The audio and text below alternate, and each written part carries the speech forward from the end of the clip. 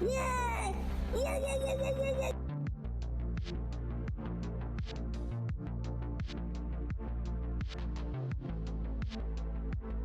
You know it.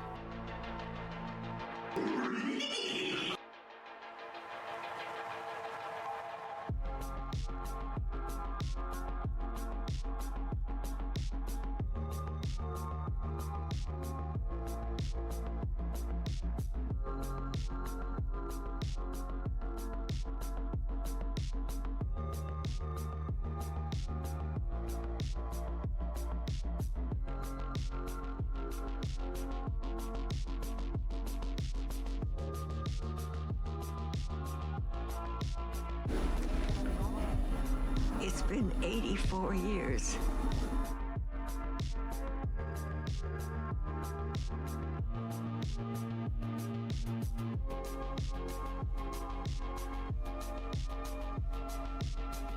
All right, noted. That's just straight up beautiful, by the way.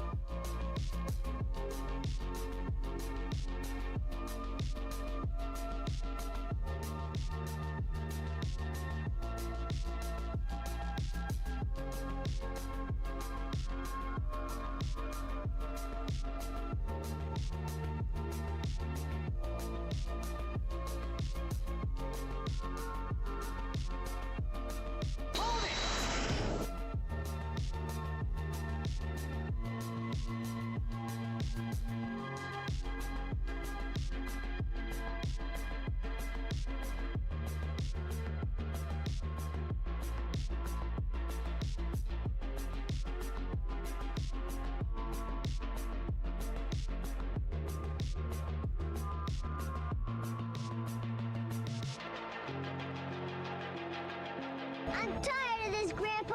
That's too damn bad!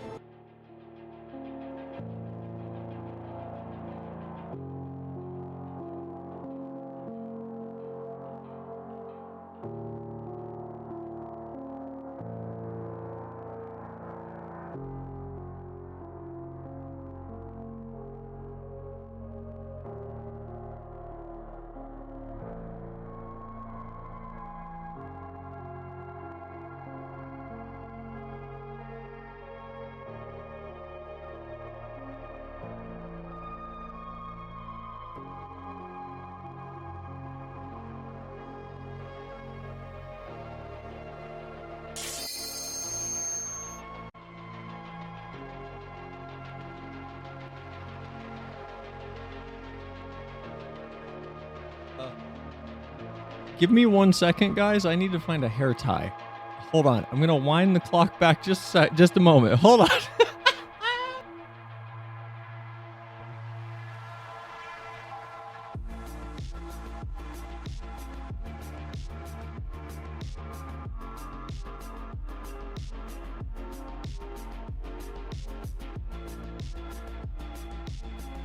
You in jail right away.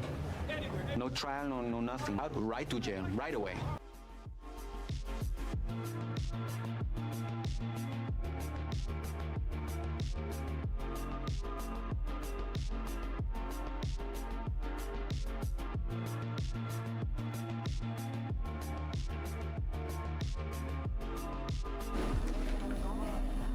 It's been 84 years.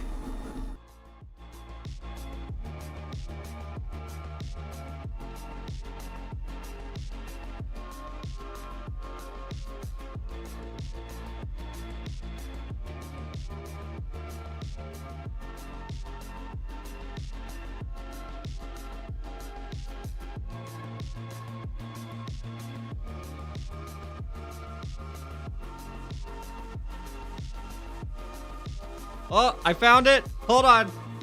Hold on. Ah!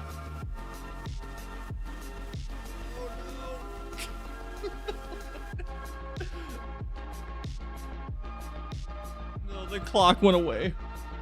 Oh no. Oh shoot, I'm streaming at like 15,000 kbps up. Hold on, I need to fix that. That is way too high of a bit rate for stream. Stream's gonna look extra crispy. Do we have transcoding?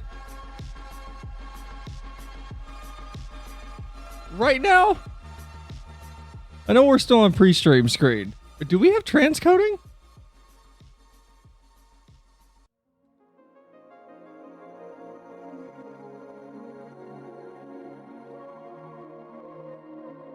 Can you guys select quality options, or are you guys all stuck at 1080p is what I'm asking. Sorry, I just saw the hump from Fat Talk.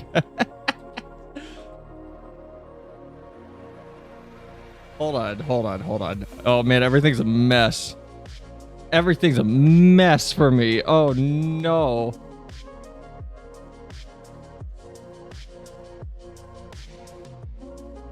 I'm having a breakdown over here. Hold on.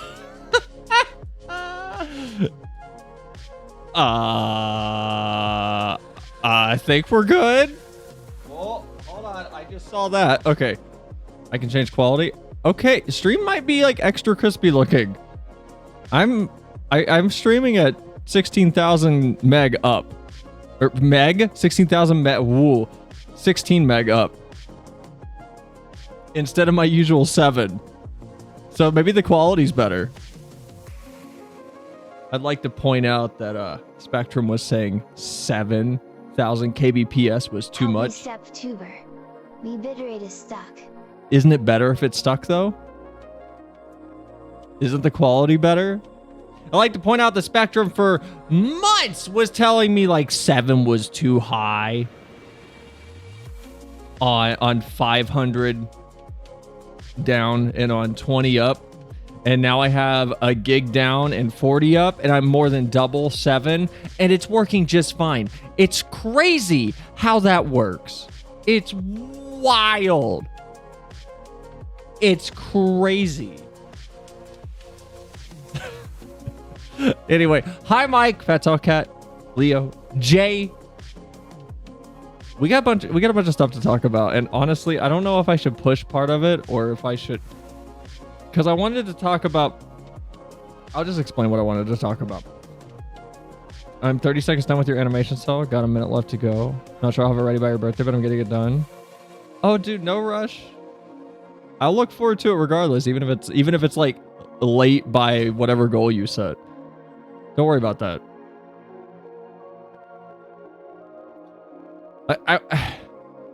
I don't know if I should push one of the things I wanted to talk about due to the passing. Rats, you're ruining. Hi, Rats. Welcome in. For people that don't know,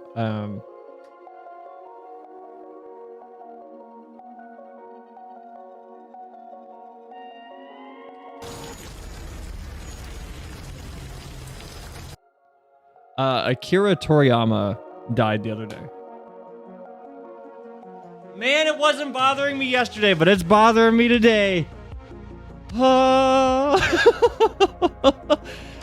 is the mangaka for Dragon Ball. Oh.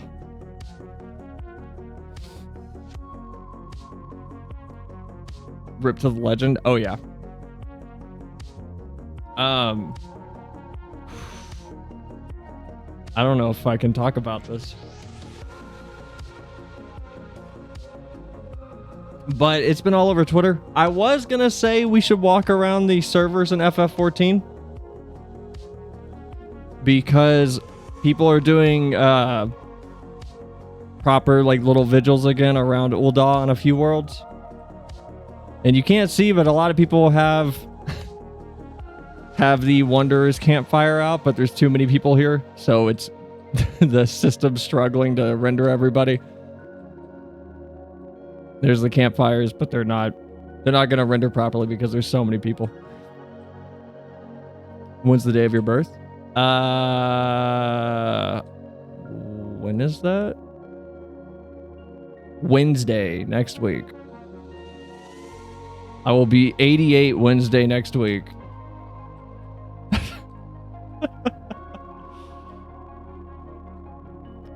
Fucking forget your birthday's the same as my sister's.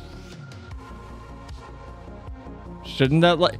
I thought you remembered last year because it was the same day as your sister's. Also, hi Vivi, welcome in. But there's a bunch of people in Ul'dah on all the servers for Toriyama right now. What I wanted to talk about for a minute, but I don't know. I might push it till tomorrow. I don't know if anybody's been on Twitter and seen the H-Bomber guy, James Somerton drama, nightmare going on. I wanted to talk about that, but I don't know if we should talk about that on the same day that like we're going to talk about Toriyama. Though actually maybe I'll give you something today instead. Ooh. Early presents. I did, but it crossed it with another thing that Nova brought up about the anniversary of someone's death that got shoved into my head. I mean, fair. Fair. But I hope everyone's day is going well. I hope everybody's week has been going well. I actually did, like... I don't have a huge plan for tonight other than I wanted to do the Moogle delivery quest line and start that. Mostly because I do need to, in fact, get footage of the quest line, but I've heard it's really, really solid also. So I think that would be really fun. Happy birthday early. Look at what we did. Man, I'm not going to be able to stream Friday because I have to do birthday stuff IRL. But Saturday we'll be doing I don't know, the birthday stream might be postponed slightly, so check general. Happy birthday. Okay, you guys gotta wait.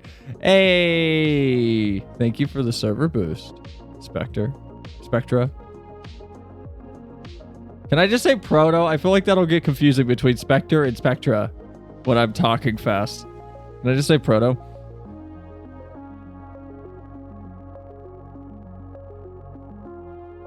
All right, look, I'm gonna no birthday redeems yet. Wait until next week. We'll probably do a birthday stream sometime next week. Surprise trip to Kansas to Doc Shad. I'm gonna try to keep it short because I'll probably end up losing my shit on stream. I'm not a fan of Dragon Ball. Never have. Didn't care about Dragon Ball. But as a Berserk fan, it fucking sucks to unexpectedly lose the creator.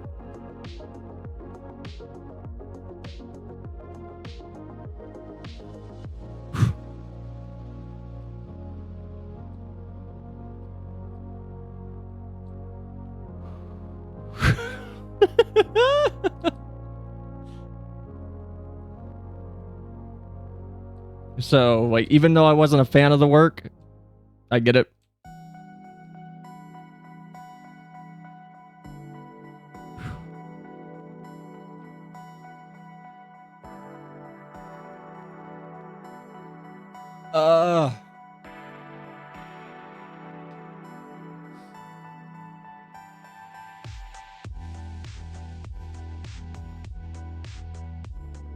Wasn't a huge fan of DBZ, but loved Dragon Quest games. Okay, I gotta get away from the the group of players. All right, noted. That's just straight up beautiful, by the way. Oh, I gotta step away from the group of players. Love Dragon Ball, meant the world to me. It's one of the reasons I draw today, influenced my art style.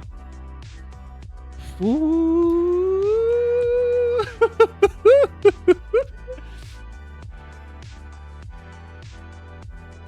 And NYC is probably going to do the same thing that they did last year with the Miura wall.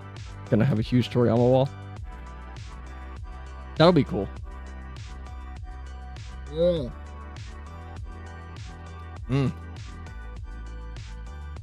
Is Balmung on our data center, Vivi? It is not. Balmung's on Crystal, right? Because apparently Balmungs were the main Vigil is happening. It's West Coast? Okay. Ooh. Oh.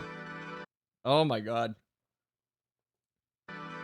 Balmong D's.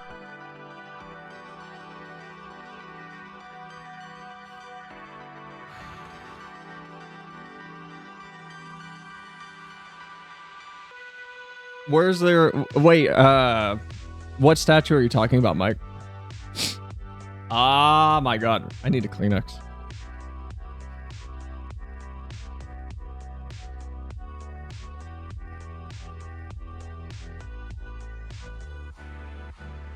How do I visit... Hold on. How do I visit another world? Visit another world server. Alright, we're going to the RP world. Whoops, that is not what I wanted. Visit another data center. Oh my gosh! What do you mean? Really? Great, I've turned on an invisible cooldown because I did that. Cool, great. Love you, FF14. Oh my god. How long is this cooldown? Do I need to like log in first? God damn it. Oh my god. They said there will be building one in the game Xenoverse. There's going to be a statue as well.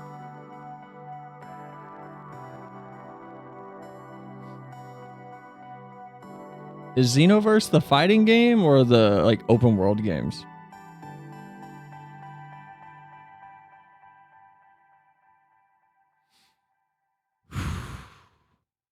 Man, stream's really starting off heavy tonight, and I like all the stuff I wanted to talk about was super serious. I don't know if I want to talk about it all now and just cram it all into one stream. I'd rather not have a downer stream. I feel like having a big downer stream where we're just talking about serious subjects on Friday won't be the funnest. All right, where's Balmong? It's Crystal, right? Yes.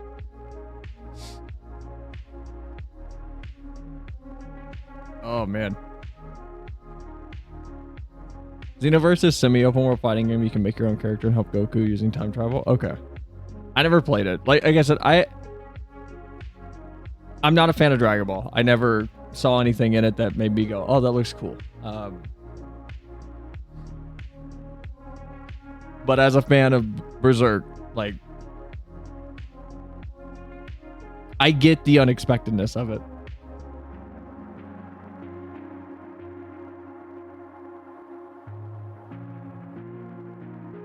And as someone who pays attention to the industry, it just sucks.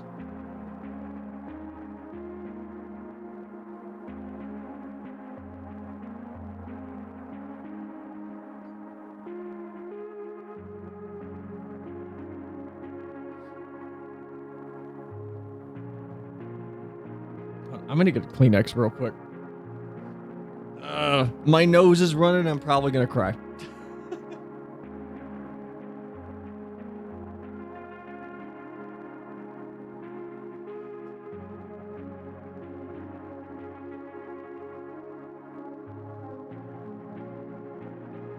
Okay. But as a fan of like the industry and someone who read Berserk, and even just as like an artist, it's not great unexpectedly losing someone this influential. Maybe you'd like Sparking Zero. Oh, this is much larger than the other one. Are they going all the way down? Are we going up the stairs too, or we just stopping here? Yeah, we're just stopping there. It's the newest game to come out. You probably like Kakarot for the glorious animation. I don't know. I'd have to see it. I'm not big on like fighting games, which is weird because you'd think I would be. Because I'm very into games where if I lose, it's, you know, my fault. It's not theirs.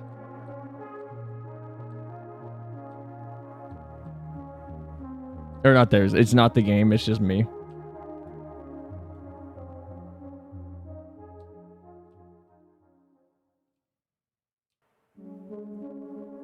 Tough industry. These mangakas don't take care of themselves, which makes it harder to hear that they passed at such an early age.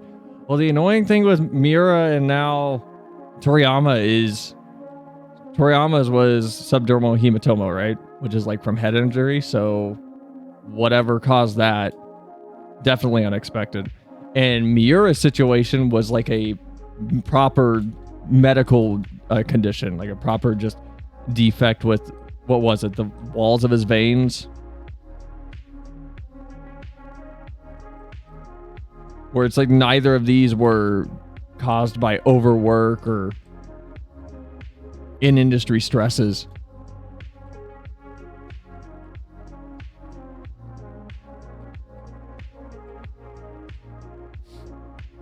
Want me to link a trailer? I mean, we can take a look at it. I gotta figure out how to segue into talking about someone shitting on lurkers in Twitch communities. And that might just be the segue. We might just do that to transfer over.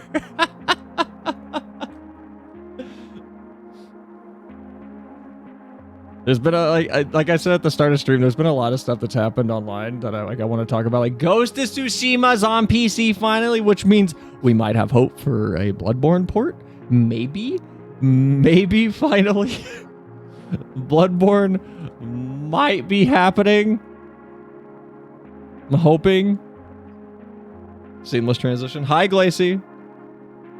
Look, you come here to get like, I don't know why you guys come here. Not for the quality of the yap transitions.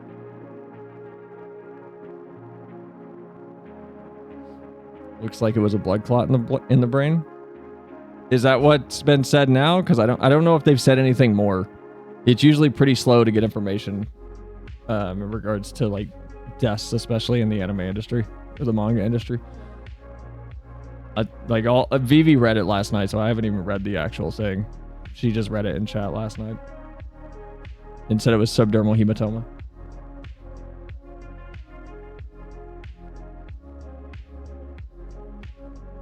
Might be more than that though.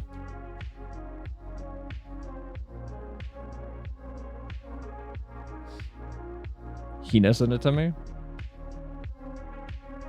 So did you read the original thing, or did she like type it out and then you read that? How many layers of telephone did we go through?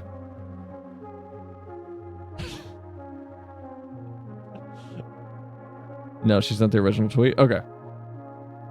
So did the original just say subdermal hematoma? Did it not say anything else? Then there was the Yu-Gi-Oh creator who, if I recall correctly, died trying to help someone in a riptide. Yeah. Yeah. Fucking Takahashi. Yeah.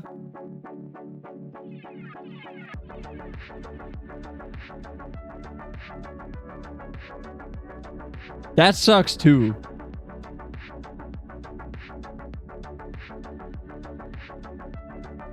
Like, all these influential mangaka just logging out, man.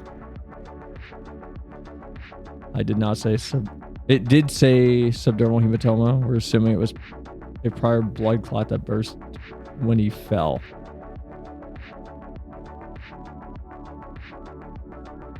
Okay, all I remember being said last night was like they happen when you like from a head injury, and he probably fell at some point.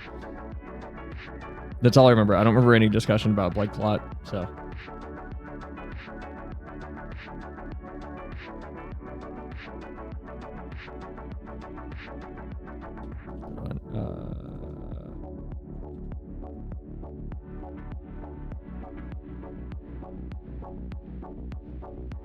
Hold on. What browser window do I have visible?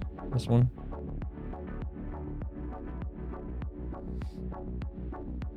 Could also happen with blood thinners. Ugh. Official announcement didn't go into many details, but it did reveal, however, that the cause of death was acute subdural hematoma.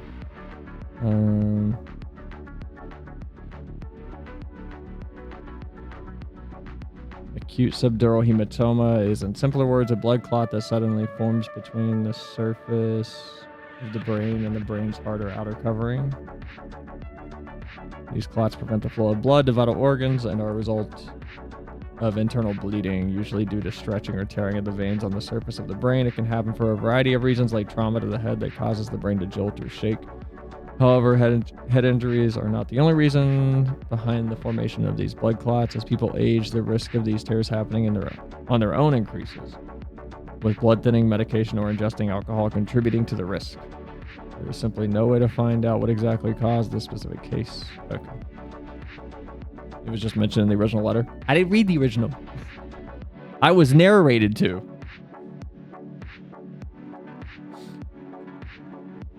But anyway, moving on from this.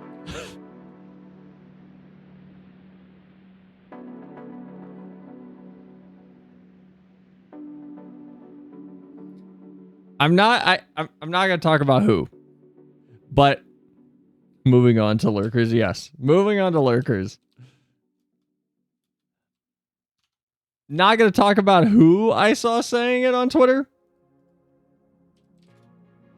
I need better music. Hold on. I need like music to put me in a good mood. Hold on. I need something to put me in a better mood. this ain't doing it. No, Shadowbringer's music won't be it. Shadowbringer's music's gonna make me worse.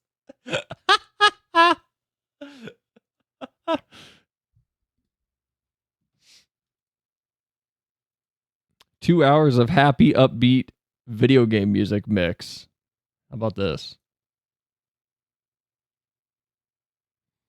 Goofy Pikmin music. Phoenix Wright cornered. What? No. This is too upbeat. Good Nintendo music. This is too fast. I need something solid. Objection!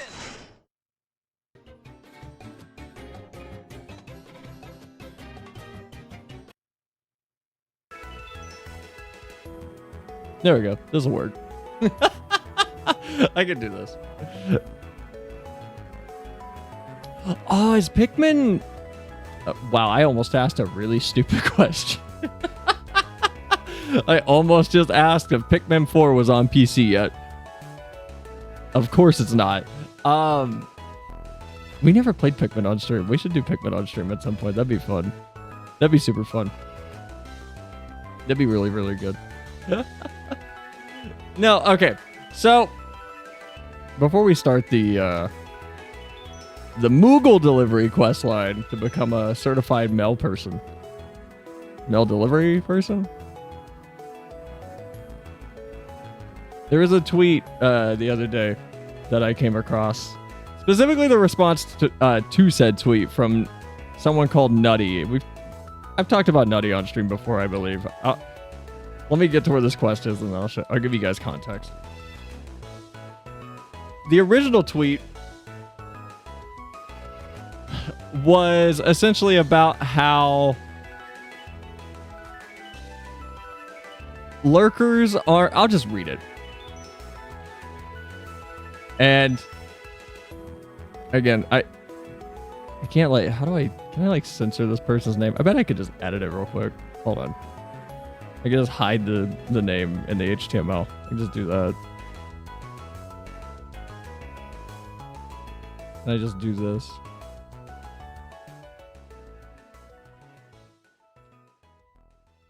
Why is Twitter built the way it's built? There we go. Got it.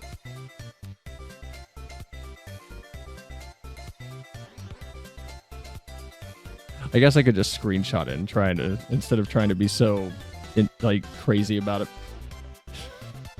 Just do it this way. Okay. So someone responded to this tweet. I need a better understanding of this. Why do so many streamers hate on lurkers? Why have we created this stigma around lurking being a bad thing? And the full tweet is like, I get it, you want active chatters, but how can you get active chatters when you have no lurkers to watch your stream? And their response, I'm grinding, I'm making money. My bag comes from people donating and communicating that with me. Those who stay silent, lurking in the shadows, they provide me with nothing. The leech is on the back of a crocodile. I will overcome them as we all should. I assume this is partially meant to be inflammatory to get traction in the algorithm.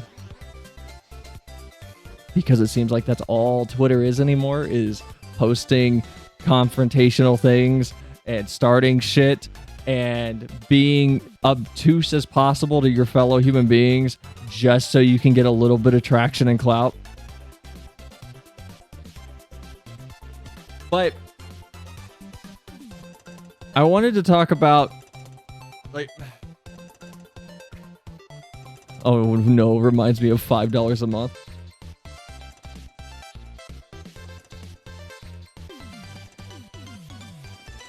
Some of the people in my own community that are subbed are not the most active people in chat. A lot, like some of them just chill. And some of them just hang out. And they post occasionally. But they're what I would call lurkers. Or at least part-time lurkers. At most. And having lurkers... The reason why people call lurkers the backbones of a stream... is because if you come into a stream... and there's nobody there. There's one active chatter. Or there's two active chatters. You're not going to know unless you, A, have came in. Or... let me restart this. You're not going to know that those two people are active when there's no lurkers unless you come in. And most people aren't going to come in if you browse the Twitch feed. And... I feel like it's rude to do this, but I'm just going to do it to make a point real quick. I feel like it's rude to do this, but I'm going to do it to make a point. Those are titties on my Twitch feed. I feel like that's showing more than we're allowed to right now. Okay.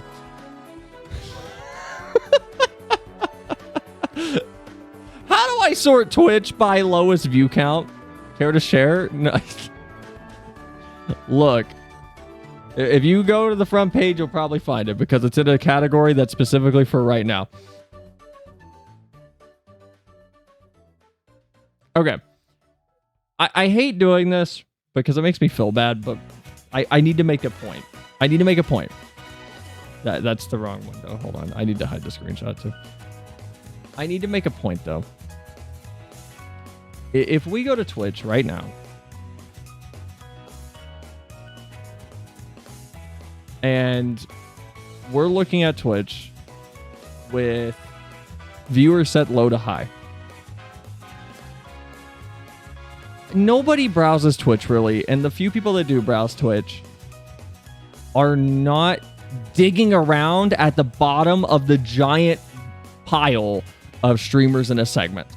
They're not. Who cares if any of these people have an active chatter right now? If there's one, if you're going in there because you're primarily looking for a stream that's going to be engaging and fun,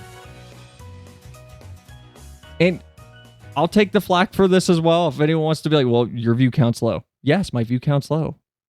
I'm probably not the most entertaining streamer quite often. I don't have the view count to let me just sit here and passively like watch things, but I do it anyway sometimes. I get quiet during cutscenes. I chill and I relax, and that probably hurts me a little bit in terms of people coming in, and I see it in the analytics. They'll come in during those moments and they'll bounce because nothing's going on. But I digress. It doesn't matter if there's 3 viewers in these streams and they're active, because a lot of people browsing aren't gonna... It sure is boring around here. A lot of people aren't gonna click into a stream that's got like 2-3 people in it and take the gamble when they're gonna get hit with an ad. And then have to sit through the ad, and then the stream is just not entertaining. What they rather do is recommended for you or view high to low, and 155 viewers. This person looks like they're having a good time. Let's click into that one. Let's check this one out. And they're not all talking. This could be a situation where there's 20 people that are active in chat. Rest are lurkers. But the lurkers are propping him up in the algorithm quite a bit. Hey, look, there's Zeems. Here, 23, a more reasonable one. Probably 8 of these people are super active in chat. The rest are probably lurkers. And that's fine.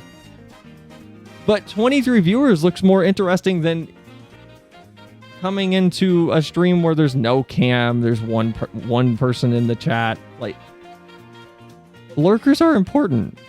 Lurkers are super important. And I don't get the attitude that is lurkers don't offer anything, because a lot of the lurkers might be subs also. Granted, I would argue against myself and say, hey, subscribers probably gotta be chatting. Probably. But I mean, I'm subbed to Flem and I'm subbed to Shad, and yeah, I collab with them fairly regularly and I talk to them all the time. But I'm not active in their chats. Like, I'm active-ish in Shad's for about 5 minutes, and then I leave. Then I go away. I am, for all intents and purposes, a lurker in Shad's stream. Even if we didn't collab, I'd probably still watch Shad.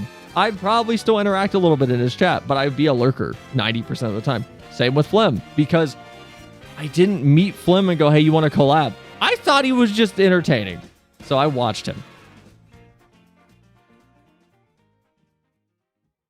But I don't know. I don't understand how someone could see I want to say non-verbal in the way of like non-speaking in chat. Non-verbal viewers as bad when lurkers help prop you up for discoverability while you're live. Yes. I would wager at least 70%. And that's being very conservative. It's probably much larger. Aren't subbing to you. But they are helping you.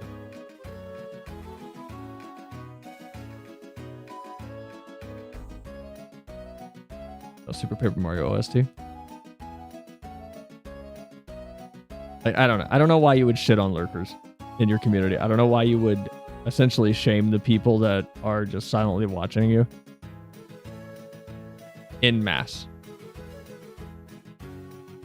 And not on stream. It's different, because on Twitter it's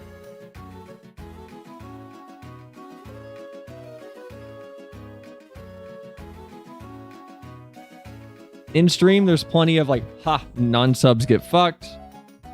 You're poor energy, and it's all tongue in cheek. It's all fun, and everybody knows it's like, just It's just for a goof. That's all it's for. But I feel like the context on Twitter changes it to be, you know, you're off stream. Is your character still the same up to 100 that it is on stream? And maybe it is. Maybe I'm misreading the tweet. Maybe the tweet is just meant to be that. It's, you know, it's, as much as I hate it, I hate the like, oh man, my thing left the target audience. You post on a public forum, it's going to be out of your target audience. Maybe I am misreading this. But I don't understand why you would, outside of stream, where it's specifically your audience that's watching, I don't get why you would choose that as the location to kind of pick that battle. I don't know. Maybe I'm misunderstanding it. But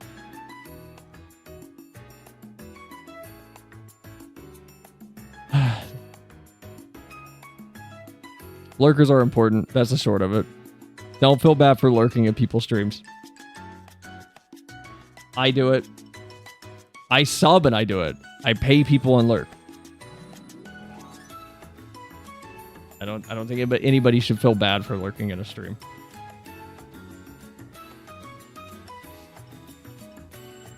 Now, trauma dumping in a stream. I actually want to talk about that too. Trauma dumping in a stream. That's another. Can we just, maybe we could just talk about how much of a cesspit Twitter's become in general for this type of thing. But trauma dumping in a stream, I've also seen a lot of people getting weirdly hostile. Like, not, trauma dumping isn't good. You shouldn't trauma dump on a streamer. You shouldn't trauma dump in a stream. You shouldn't trauma dump at essentially what is a live show. You don't go to a comedy show to start shouting about how awful your like life has been ad infinitum. Just to clear that up. But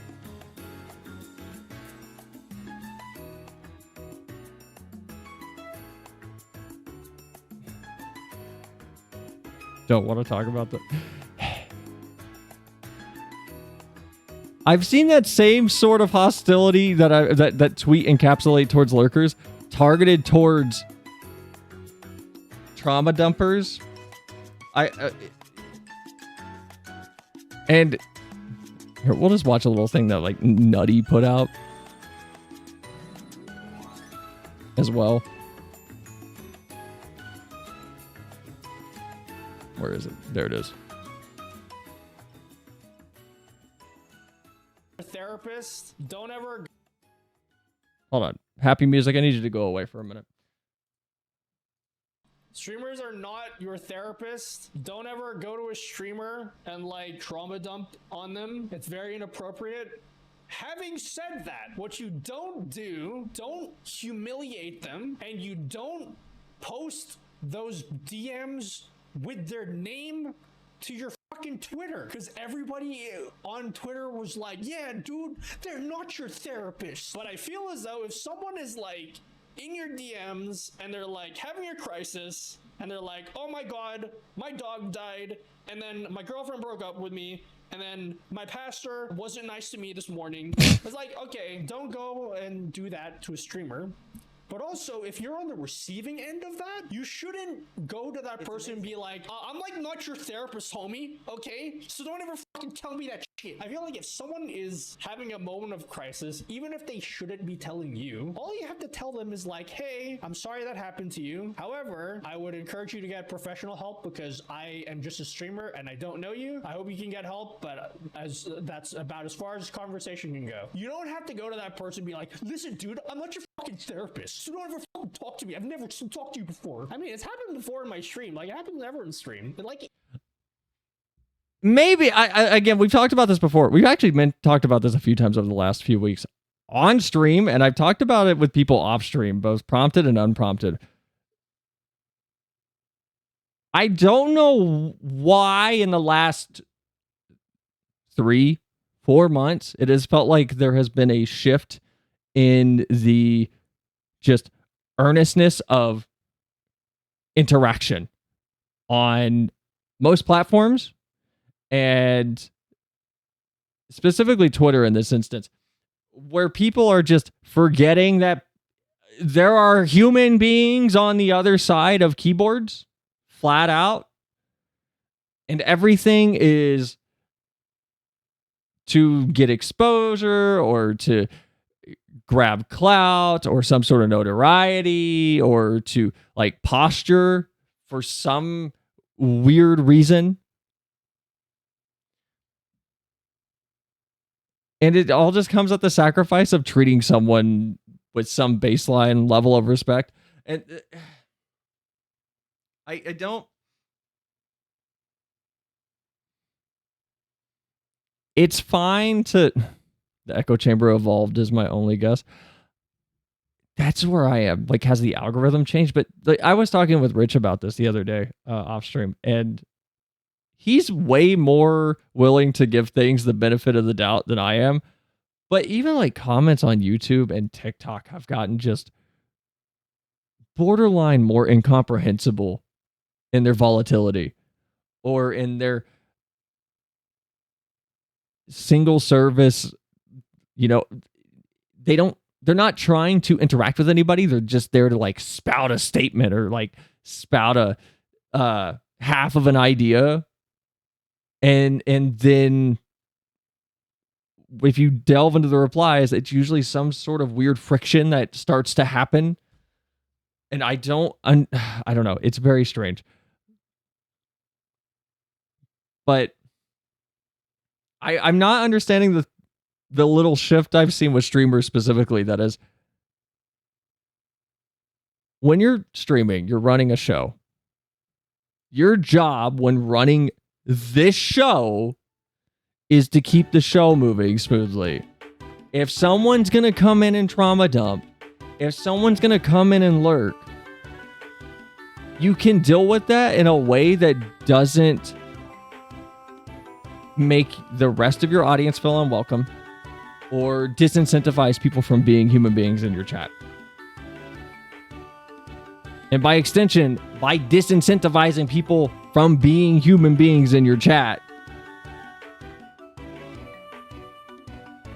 you're kind of fucking up the self-moderation capabilities of your audience. And by that, I mean, if there's an atmosphere that's present, people will jump in to go, hey, that's not cool. When someone does something that's not cool for the environment that you want. But they're not going to jump in and go, hey, what the fuck's wrong with you? Why are you doing this? And stab the person. It'll be a nice, calm discussion. Because you will help foster that level of baseline respect and level-headed responses to things that are unexpected.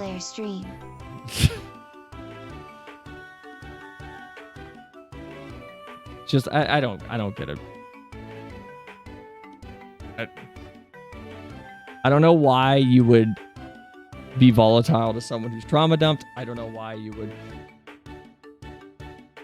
come in and shit on people that are lurking in your stream when they're the people boosting you in the algorithm more than your active chatters. Yes, they're not subbing to you, but they're important. I always try to be like, is that supposed to say hey? I always try to be like, gay, maybe we should chill. Is that supposed to be hey? I assume that's hey, because it's spelled gay. There might be a better place. Yeah, like nothing. It's... I'm only in the VTuber space due to proximity, even though I don't like associate with VTubers too much. I try not to. Ironic, but I try not to associate with like the VTuber sphere because I don't want to be part of a group of communities that cannot seem to understand that they're not one community. There is not a VTuber community because everyone won't stop fucking fighting with themselves. And I don't want to... I'm not associating with that behavior. but more than that, it's this overprotectiveness of what community you fostered, where the buck stops. And you know what? I can bleed this into the James Somerton stuff I wanted to talk about anyway. So stream's gonna get heavy in a minute, probably, but I want to talk about it because it was annoying me. But my responsibility as someone that's at the head of like my community is to only do what I can realistically do. If I foster a community that is brash but welcoming and warm, even though it might not seem entirely like it from the outside, if someone from my community starts shit that goes too far with somebody else's community, my responsibility ends at severing them from my community. Everyone in this chat is an independent person. You all can think for yourselves. You all can do whatever you want. I have zero control over you. And I've seen so much in the VTuber space where streamers decide that essentially it's I dictate how my community behaves ad infinitum, when it's no, you can influence how your community behaves and you can help shape it, but it's still a bunch of people that all have their own agency, and they're all adults and they're all human beings, and you know what? Sometimes like someone seems cool for a while and then they're not cool, and your responsibility ends at severing them from the community. What is this music? What is this? There we go. I'm about to influence bongos.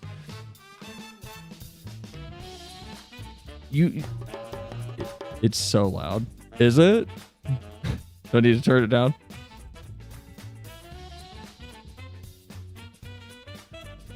Your responsibility ends a bit.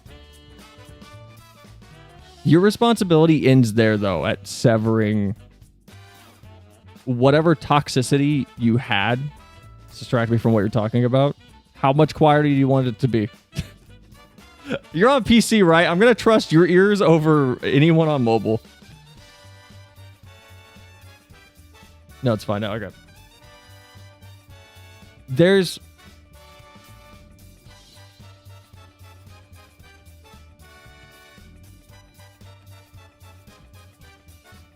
I feel like people take running their community too seriously, I guess is what I'm saying.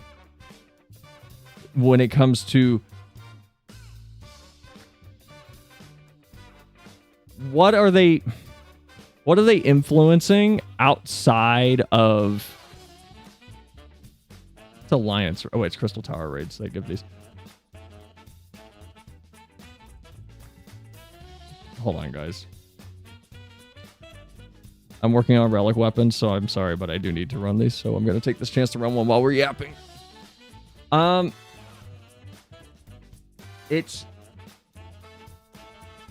this weird attitude of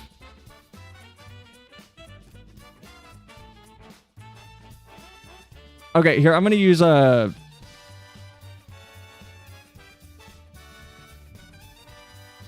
I'm going to use Glacie as an example, because Glacie's not a mod. Glacie has no responsibility to, like, represent anything.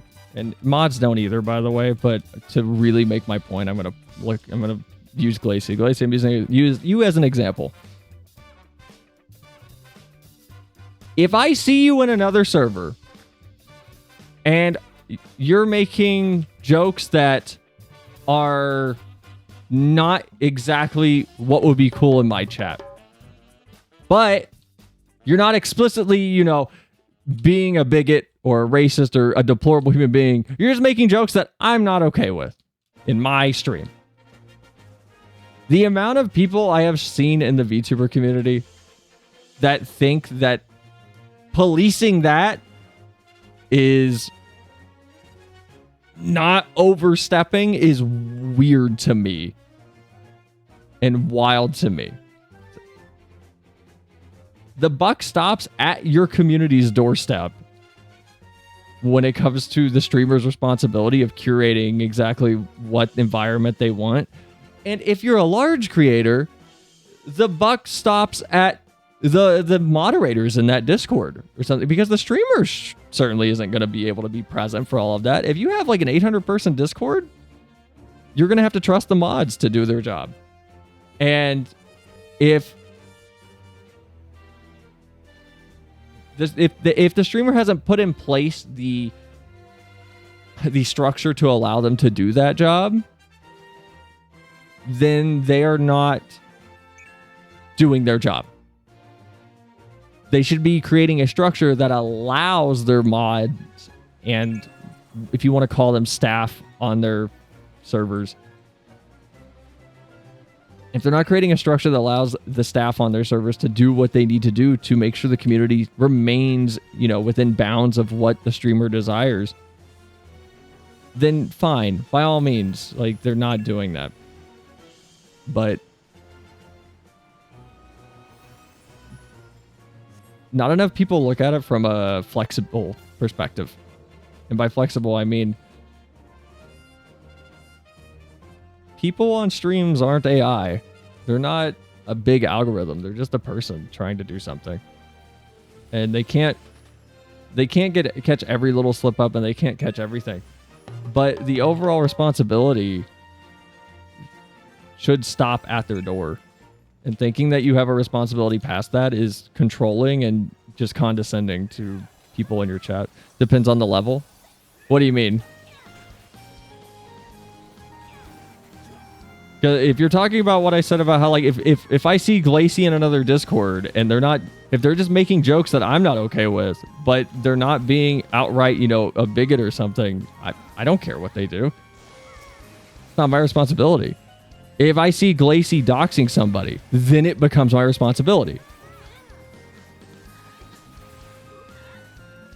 You wouldn't dox anybody, right, Glacy?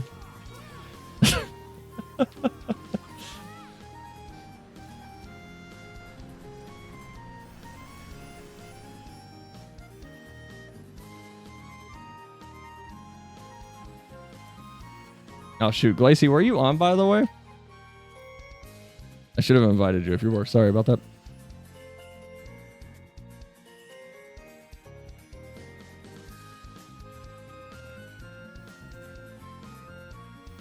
But no, the reason I bring all this up is I don't know if anyone's seen the James Somerton H-Bomber guy stuff that's going on. So, quick rundown. James Somerton was a video essayist on YouTube who... I'm Gold Saucer, you're fine. Whoa, what are you getting? I'm gonna wait till Bongos is off, actually, because so I can, like, clip any of this or use it for shorts or something. having Bongos up is not the best look.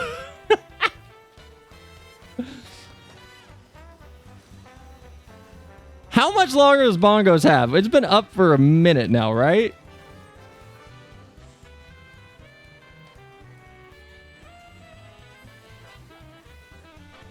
There we go. For people who don't know who James Somerton is a video essayist who, from H-Bomber's guy, from H-Bomber guy's video, he, I don't know if stole's the right word, plagiarized is probably the more appropriate word, a bunch of resources from a bunch of people in the queer community, I believe, and then pass them off as his own, and then use that to make videos defending said community. So I believe that's the arc, as far as I'm aware. Bongo even? No bongos, please. And H-Bomber guy made a video on plagiarism a while back. I want to say like 6-7 months ago. And shit, did they just fill that one up? Oh my god. Really, I gotta walk all the way over to that one. You guys all suck. H-Bomber guy made a video a while back going over plagiarism that pointed out how much James Somerton plagiarized, pointed out how much Illuminati plagiarized. She was a huge target of it as well. The drama at the time, not just the video. The video was mostly about James Somerton. And Internet Historian also got caught up a little bit in it. But apparently, James Somerton put out a tweet the other day. Where is it? That says, can I put this up on like stream and just minimize FF14? I feel like I shouldn't have started talking about this just yet. This music is not it. We're going back to this music while I talk about this.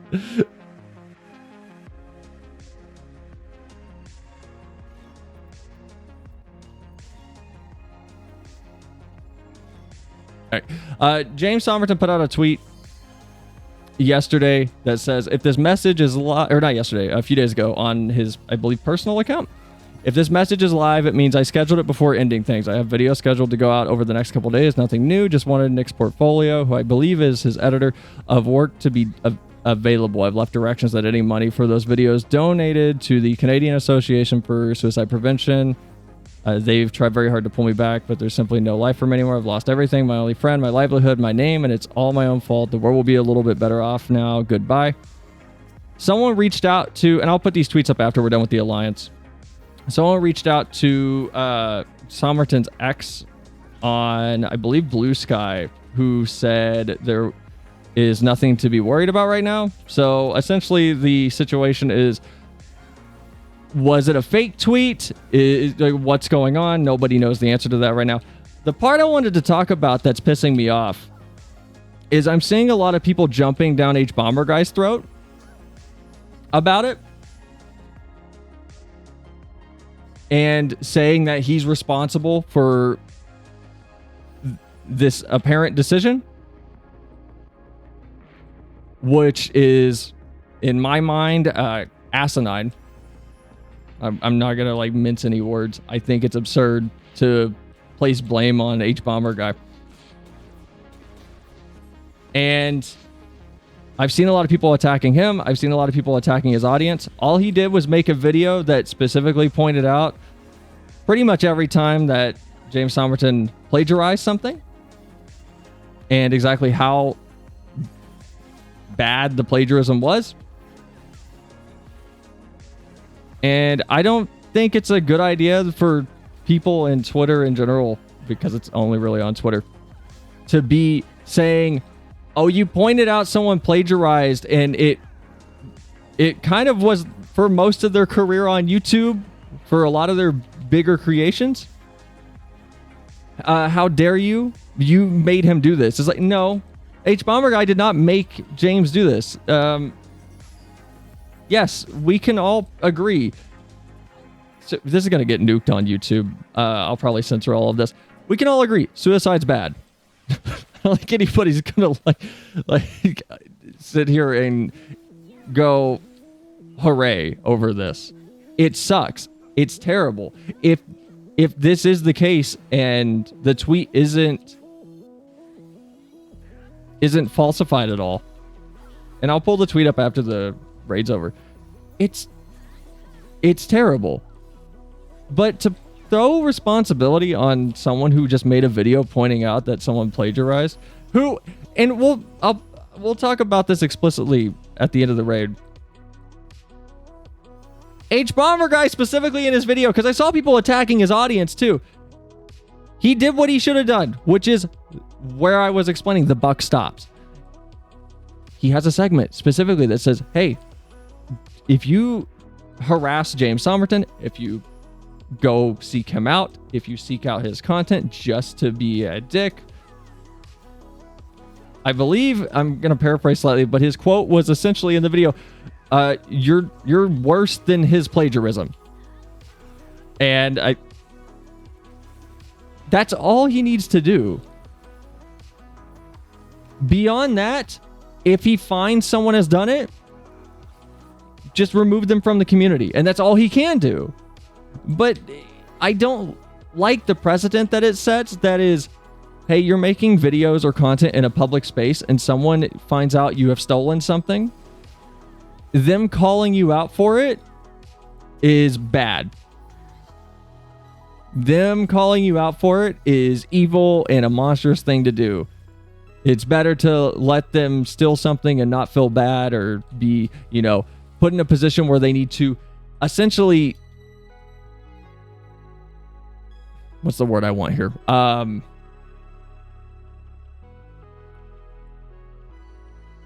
feel like admits the wrong framing. Own up to it, own up to the laziness of their content, and just make better content going forward. Like, if you're posting to a public space, criticism is going to come with the territory. But I don't think you should ever shove responsibility for someone's rash decisions over onto someone who, I'm sorry, had nothing to do with it. Who would even say that? Like James did that to himself. As far as who would even say that, Twitter has the emotional depth of a goldfish bowl, and the same level of flexibility as the water therein.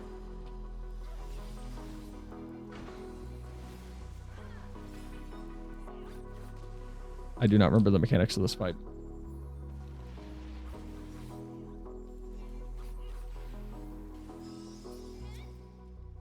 Somehow super overdramatic about Atlas series on Netflix in that same expanse.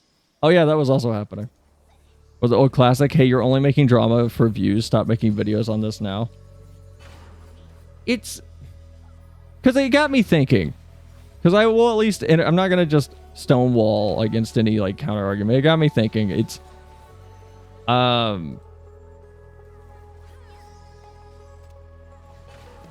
if somebody removes themselves from the situation, if somebody like closes their channel for a little bit, or if someone, you know, steps away to, like, if they say they're stepping away, if they, you know, to think about it, or like figure out next steps, or figure out what they should do next.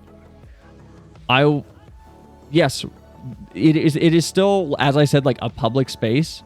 But I feel that continuing to make content on that in those comments then is disrespectful.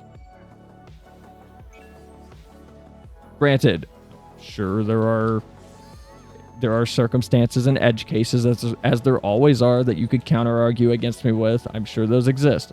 I'm not going to attempt to come up with them in my own head because I can't right now. But it all comes down to the circumstances that surround the situation, or the commentary someone makes about another person's work being respectful versus being disrespectful. And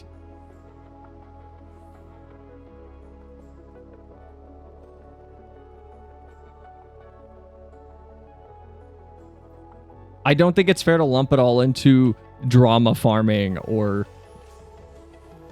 whatever. There are other streamers than other content creators that probably have a different stance that is like, I'm gonna milk every response I get, or I'm gonna make a thing on every little moment I can find. I think there's a level of respect that should be displayed in the space between people, and not everyone's gonna display that. And that respect, when you're making a video like H-Bomber Guys, should be, and I've watched the video, I think he did this. Hey, we're going to talk about exactly why there's a problem with what this person is doing. But if you go and fuck with them, you're done. You're out of the community. You're gone. Their responsibility for controlling what their audience does stops at that ultimatum and following through on that ultimatum. And not everybody follows through. There's a lot of creators probably don't follow through. They think they can just say, hey, you're going to get yeeted from the community if you do X, or I see you behaving this way, and they don't follow through. They just do it because it's in the eyes of the public, it looks really nice, and then they get to be lazy. Like, we've booted people that I have seen behavior in other communities adjacent to mine that I don't want in mine, and I've yeeted those people. I'm not gonna say who, but they're gone. And that's where my responsibility stops. I don't give a shit what they do past that. I don't have time to care what they do past that. I have other things to do. I have my own life and responsibilities to deal with. My responsibility as a streamer and a community runner and a content creator on YouTube and whatnot stops there. It stops at me following through on the ultimatum that is, hey, be respectful to people and, like, don't be a dick, or you get removed. And if you get removed, that's where I end. You're just milking this with these updates? I mean, some people are.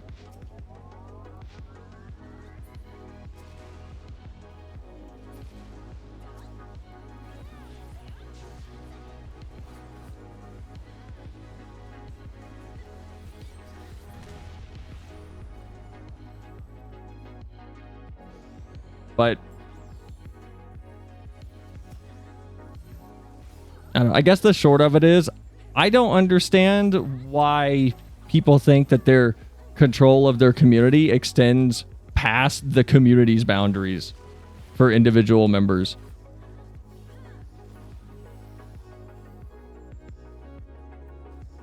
It's kind of like if a job saw that you were drinking on your vacation and they don't allow alcohol on the premises, right?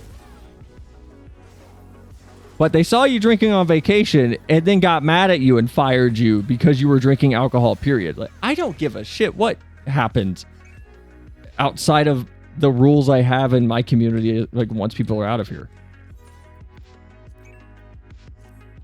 Barring, as I said earlier, extenuating circumstances where it is, oh, you're just not going to jive here. Like, that's it. You're just not gonna fit in here. I can't trust you to be a positive influence in this space.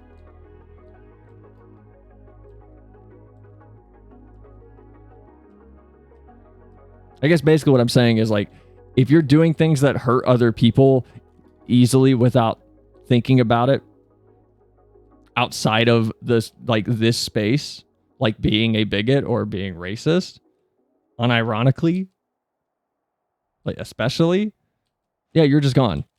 You're just gone. I'm not even going to give you a reason, probably. I mean, we'll have a reason internally that we'll keep track of in the Discord. But on your end, you're just going to try to come back one day and you're just not going to be, it'll be like, sorry, you have no access to this. Jive? Yeah. I don't know. Like, mesh. Like, fit in, I guess is how I would describe it. Hope I can get around trauma and such. That'd be nice. I mean, what do you mean, like personal trauma, or you mean like people trauma dumping?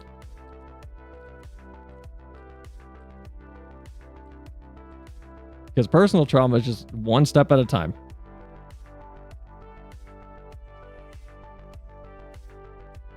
Oh, hi. Oh, you're cool looking. Oh.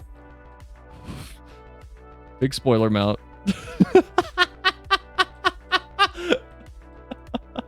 Someone spent $25 to get the new mount. Sorry, wrong word. Get around drama. Oh, no.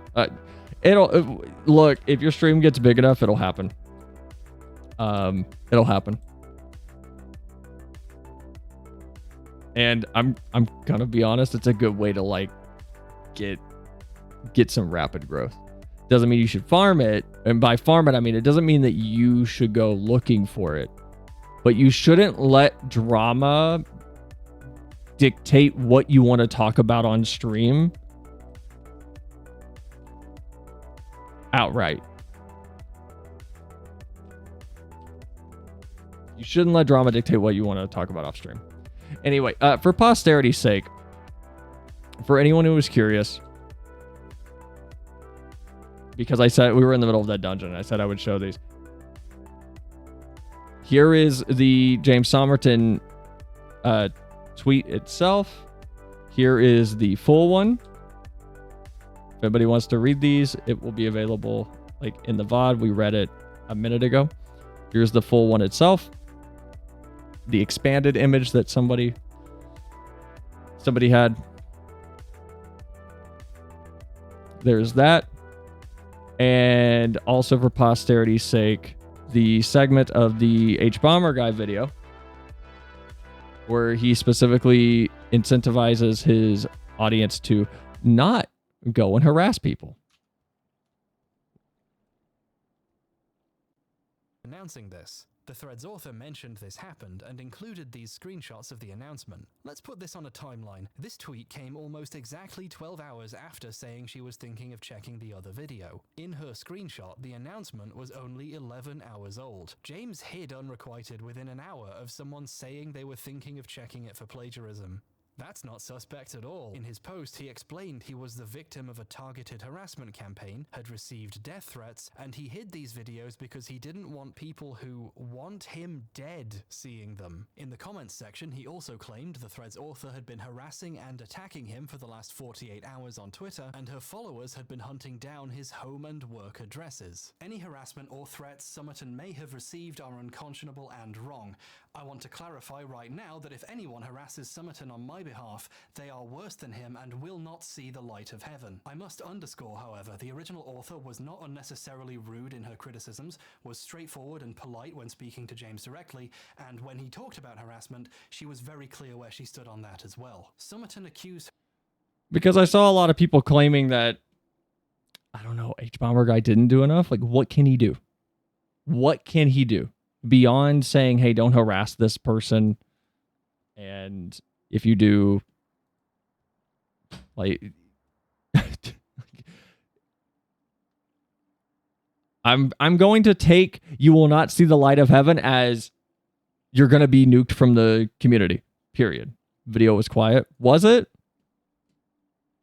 How quiet was it? Should have been that quiet. Looking at the thing right now. Why are you telling me after the whole thing plays?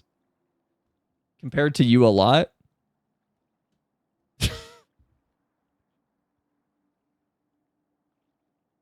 What's don't mean? What? How many people stopped watching before the warning? I mean, it's a 3 hour and 50-minute video. But what I will say is, if we're going to be genuine about how many people stopped watching before the warning, he doesn't talk about James Somerton until 1 hour 43 minutes. Wait, 1 hour 48 minutes. And then this warning, this little like disclaimer is at 2 hours and 3 minutes. So it's like 20 minutes in. So, well, actually, no, it's like 48. It's like 13 minutes in.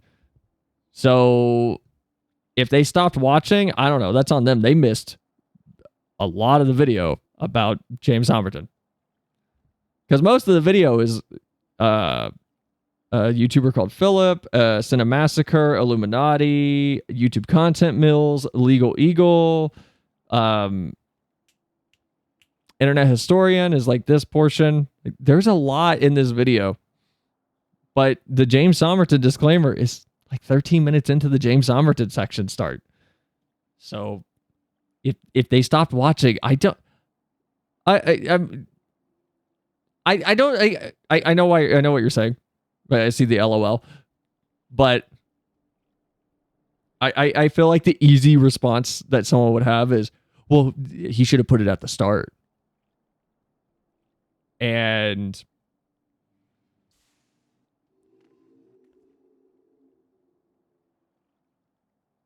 sure, but like maybe watch the whole thing before making a judgment call on something that is like critical of somebody.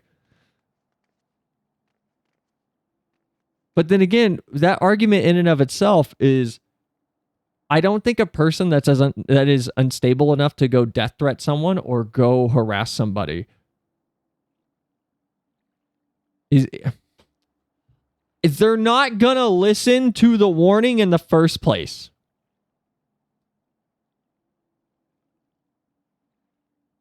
They're not gonna listen to a warning in the first place. So the argument of he should put it at the start, I think, is a moot point.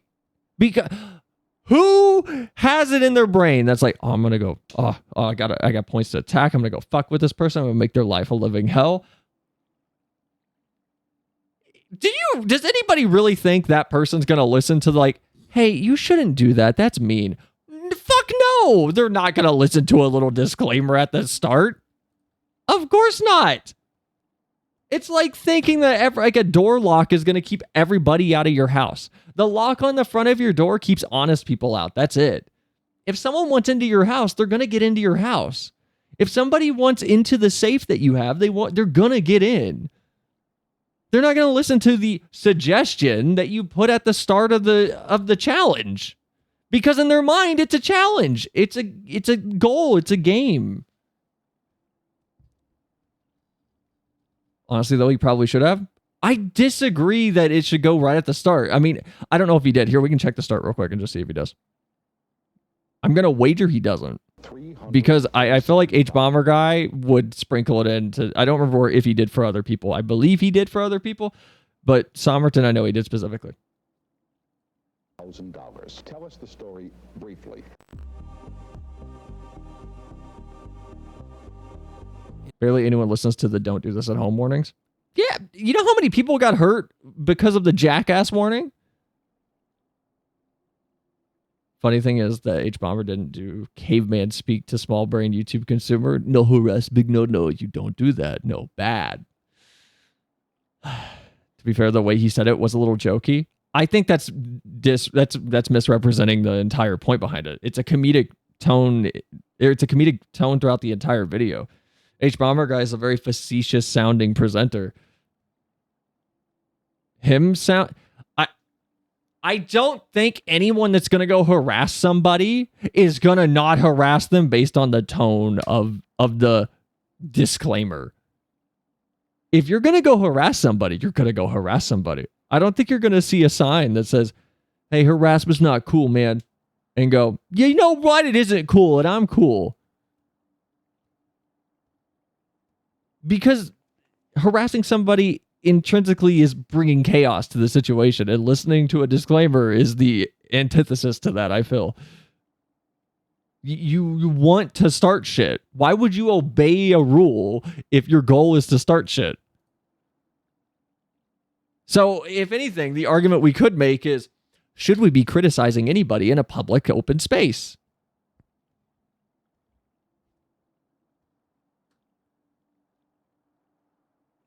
I think the answer to that is yeah. When there's a good reason to.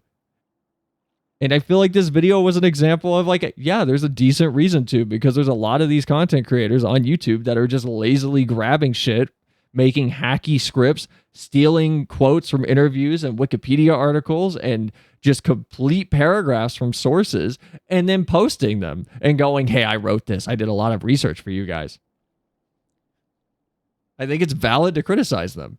But someone's decision to exit early is completely independent of the criticism that was brought up by the person who vocalized the criticism. They didn't make that decision. People who make the conscious decision to harass someone after something minutely negative is brought to light are complete fucking psychopaths. To be very fucking honest? Is that what that means? TBVFH?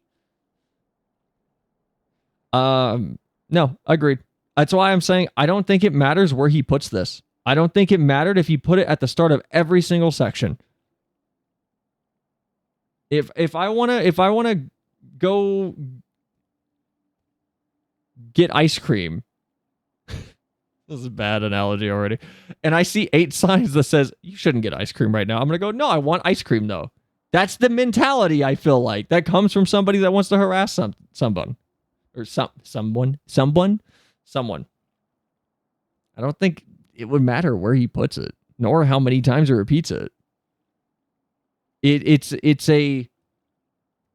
a personal moral issue that lets you go harass somebody over something minute. Your morals are so malaligned. I'm going to use malaligned instead of misaligned. That you're justifying it no matter what. It doesn't matter if someone says, hey, you shouldn't be doing this. And that's why it's annoying to see people on Twitter right now going, H-Bomber guy could have stopped this. H-Bomber guy could have stopped. No. We can say all day that, like, if the video didn't come out, you know, this wouldn't be the path we're on right now. And yeah, probably. Yeah, probably. But the video coming out did not make the decision. There's a chocolate shortage. Don't get chocolate. I'm gonna get a Hershey bar. That's some shitty chocolate. You should treat yourself better than that. You were the chosen one. You were supposed to destroy them, not to join them. Here's the annoying thing. Someone will take what I just said as, well, then you're saying the video is what caused it. No, it is not how black and white things are. It could have been it could have been any other straw that broke the camel's back. It just happened to land on this one. Doesn't mean the video was, again, the point is, like, the video didn't make the decision.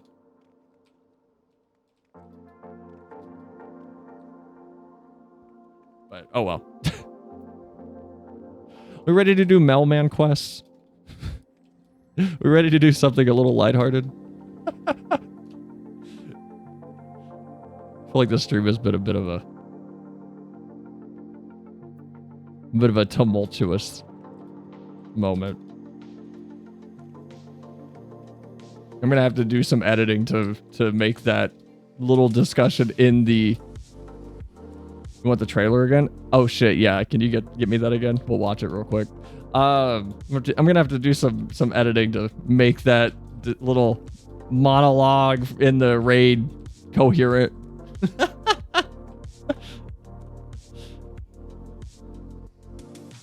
What was this for? You said this was for Xenoverse?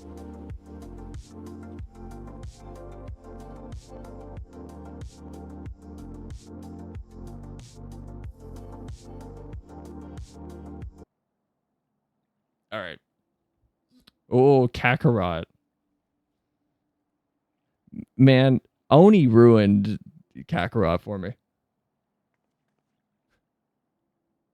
No, as a normal human being, we see a video that says, oh, this person committed fraud. My instant thought is not, oh, I'm going to do private message and demean this guy on every platform. Fuck him. It's just, oh, that sucks. Wow, moving on. Yeah, that's the thing that I don't think Twitter understands. People that want to harass are going to harass anyway. That's why the buck, as a community head, in this case, the streamer, stops at, oh, they did what? Yeah, fuck them, get them out. Literally happened on my stream. I got a DM from Mike. Again, I gotta say about who? A long time ago. And I got a DM from Proto. About the same person. And I went, you know, I trust these two people. I'm not gonna take any chances. This is kind of fucked up. I popped over into the place where I could see a little bit of like what had transpired. And I went, yeah, that's enough for me. And I removed that person. And then like 3 weeks later, we got a fun ban log that was, I think Vivi, you found it. Hold on. You know what? I'm not going to show it, but I can probably read it and like censor some things. I can probably read it. Yeah, I found it so funny. Hold on.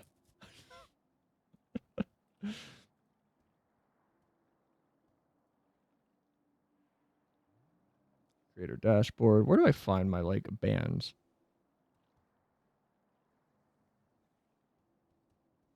Maybe community. Where would it be? How do you get to your like? How do you get to this? I don't know how to run stream. Stream's hard. How do I look at my like unban requests? Mod logs? Is it this? No. How do I look at unban requests? I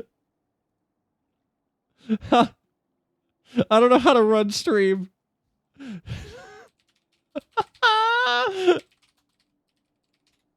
Twitch unban request. Mod view. I have to go to mod view? How do I go to mod view? Analytics? How do you go to mod view? Settings? Moderation?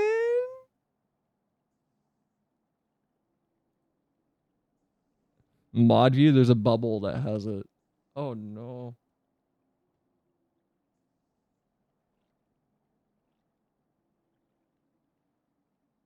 Oh god, I thought it said Spectre Proto was banned for some reason. Okay, I'm just stupid.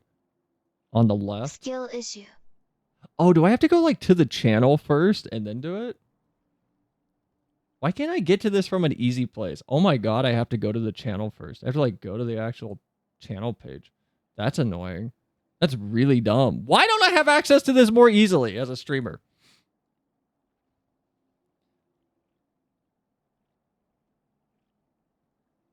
Batch reporting tool, suspicious user activity, whispers, activity feed, active mods, add remove widgets, predictions, unban requests. Here we go.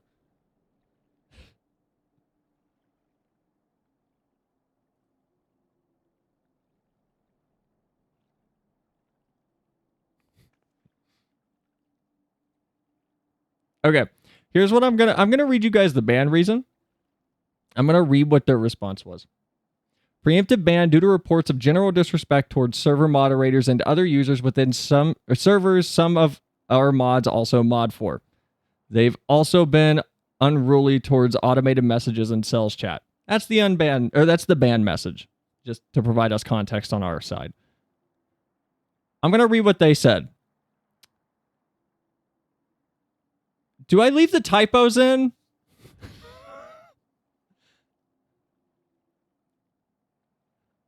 I'm gonna be honest.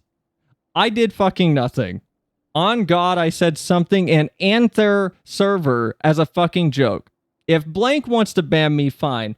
But if you're gonna fucking ban me for something I did in an entirely different fucking server, then you snowflakes, also spelled wrong, are even more fucking immature than me.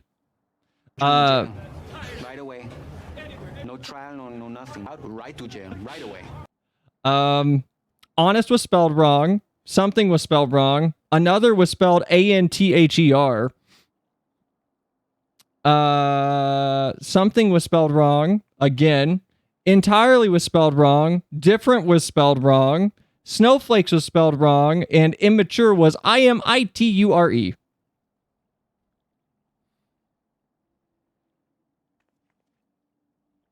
So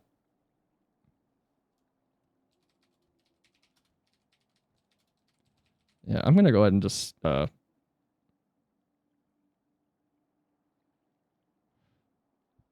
keep them banned. Bye-bye. But yeah, like I don't get it. I don't understand I don't understand people's energy towards it's if somebody's gonna I promise you this. I will give you the best criminal defense that money can buy. So this was 3 weeks ago. I don't know. It was a while ago. I didn't deny because I didn't. So when you deny somebody, it sends them a message that says what your response was. So I just left it as a request that was open because I was gonna let him cool off for a little bit. I was gonna let him cool off. And I just denied it. So they saw my like decision, but we'll see. But no, if people that again, back to what we were talking about a minute ago, that Twitter doesn't seem to understand because they have the emotional intelligence of a fucking goldfish. Someone who is this unstable and wants to start shit in regards to someone harassing like James Somerton or any other creator is gonna do it regardless. There's nothing you can do. As I said, everybody in this chat is an adult. I can't control you guys outside of chat. I can't control you guys here. I can ban you. I can stop you from watching. I can even lock it down so much you're not going to be able to come in and talk, period, on alt accounts. And I'm fine with that. But outside of that, I don't give a shit what anybody does. I don't care. Unless you're just being a shitty human being. And then I'm going to care. No, I don't think I will. Unless you're just being a shitty person. And then I'm going to care. That's it, though. If you're just making jokes, even if they're jokes that I don't agree with, as long as, if I can tell they're jokes, even if they're just in bad taste, everybody has a bad taste joke every now and then. To pretend otherwise is fucking asinine. I've had bad taste jokes on stream before. Am I going to apologize for them? Not really. In the moment, I'm going to go, that was in bad taste. My bad. But I'm not going to, like, prostrate myself over an in the moment stream of consciousness, like, goof that just didn't land the way I wanted it to. And if someone has that happen when they're in a chat with a friend that I'm not, like, part of, it's asinine for me to be that much of a control freak over it. I respect people too much to act like that. Yeah, we all have. I'm sure I did. Yeah, it's normal. All it takes is respecting another person and having some humility to understand that.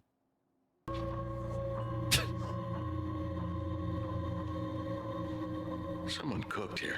It looks like you're grabbing the top of the cat's head and then, like, sniffing it. Okay, hold on. We'll see. I don't know if I'm going to be into this game. I probably won't be. But we'll look at the animation anyway. This game brings Dragon Ball universe. Yeah, this game brings the Dragon Ball universe to life, and I'm sure fans will truly be able to take a deep dive into the world. I hope you enjoy this game. From the author, Akira Toriyama.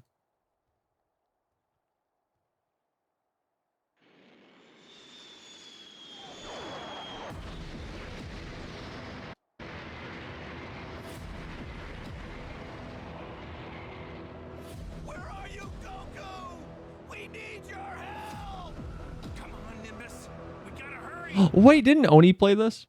Which one wants to die next? Either way, you're all dead.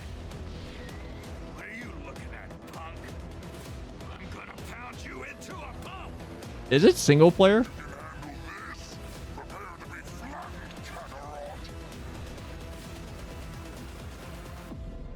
Kakarot, please defeat Frieza. No! I'm sorry. Frieza looks like me when I have a laser pointer and there's a cat. Like, not hitting the cat, but just the pose of, like, yes, chase it, please.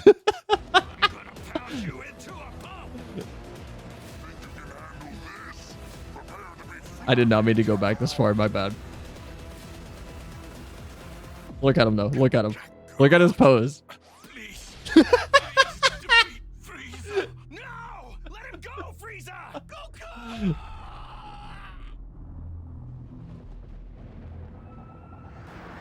If it's single player, maybe it would be fun. I don't know. I'd have to check it out.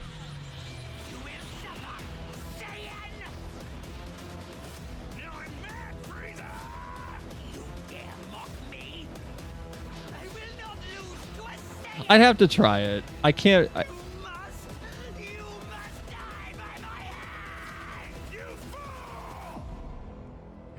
This is gonna sound really dumb. I can't tell how good the gameplay feels because it looks like I'm looking at cutscenes. Take that however you want.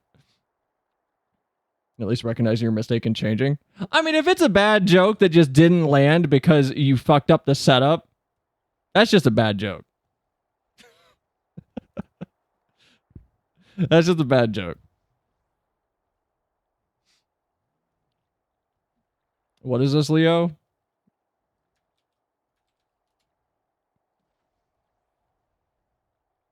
Obi-Wan has the high ground. It's done by Google, by Japanese Google Translate. Yes, Oni did play Kakarot. I still need to see if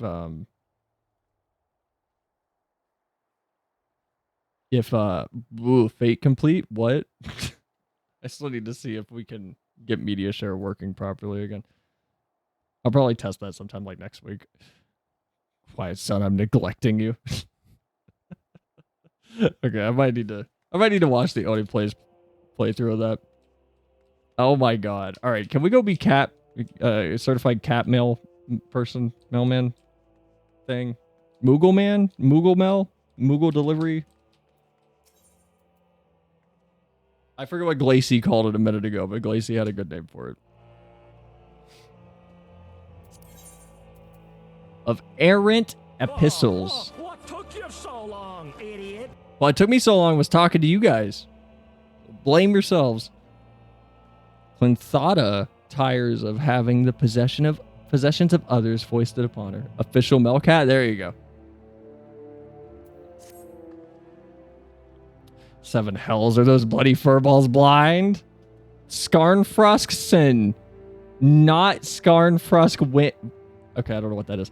It's writ clear as day. Pardon me, the Moogle meant no harm, I'm sure, but this marks the 3rd time this past fortnight that I've found myself in possession of a delivery intended for another.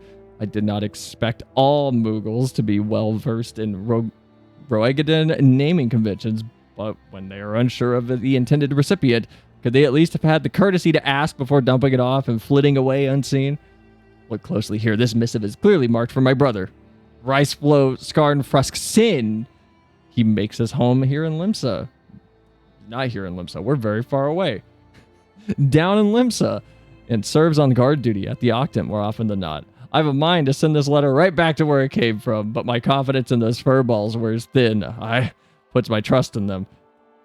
Put my trust in them, and I'd not be surprised if I see the letter end up in the hands of Hillfire himself. Who is that?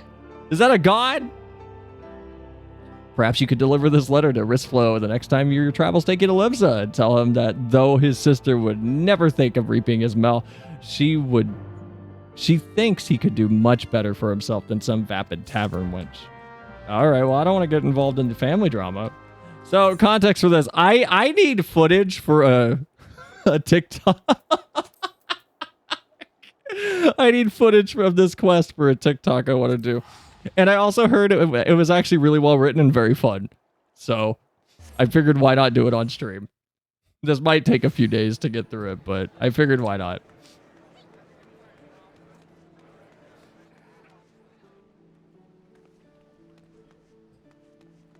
This guy. And I want the hat that you get from this because you get a little Moogle Mel hat, which is super cool. If you're lost, you best get found, and quickly. The streets of Limsa aren't known to be kind to lubbers and loiters. Excuse me. Already misdelivered once. The fate of this envelope addressed to one Riceflow lies solely in your capable hands. This is like Animal Crossing.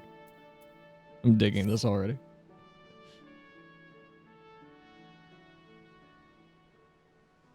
A letter to me, delivered to my sister of all people. Well, isn't that just bloody brilliant? Perhaps next time those bloody furballs could just forward all of my personal correspondence to the Admiral herself. I dare say the consequences would be less dire. 100? 1,000? No, 100,000 apologies, my good sir. I am most profoundly sorry for the terrible inconvenience that I have caused. You may rest assured that the offending Moogle has been flogged several times with a large harbor herring as due punishment for his negligence. Kupo Al. You have my word that we delivery Moogles shall triple even our efforts to ensure that no precious parcel or missive ever again goes astray. Behold, for I shall now perform for you the Moogle dance of inimitable integrity. Settle your wings, my Moogle friend. I don't believe that will be necessary. And by all means, for the love of the gods, just don't. Wait a bleeding minute. Am I to believe that I'm talking to a Moogle in the flesh? Well, if this isn't a rare occasion, then. And Limeland, take me if you art a cute little bugger. Just moments ago, I'd have half a mind to wring the incompetent courier's neck, but I'm not so petty a man as to vent my frustrations on a defenseless ball of fur. And besides, how can I hold it against you? What with the population of the realm burgeoning of late, I'd be lying if I said I myself didn't have trouble keeping names and faces straight.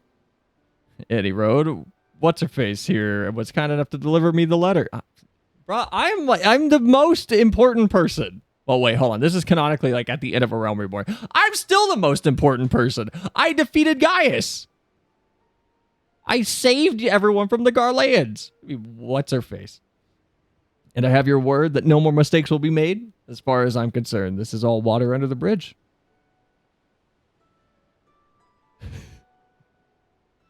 Oh, you're too kind. The kindness, good sir. As for you, my adventuring friend, I dare say that you would make a superlative delivery Mikode if you put your mind to it.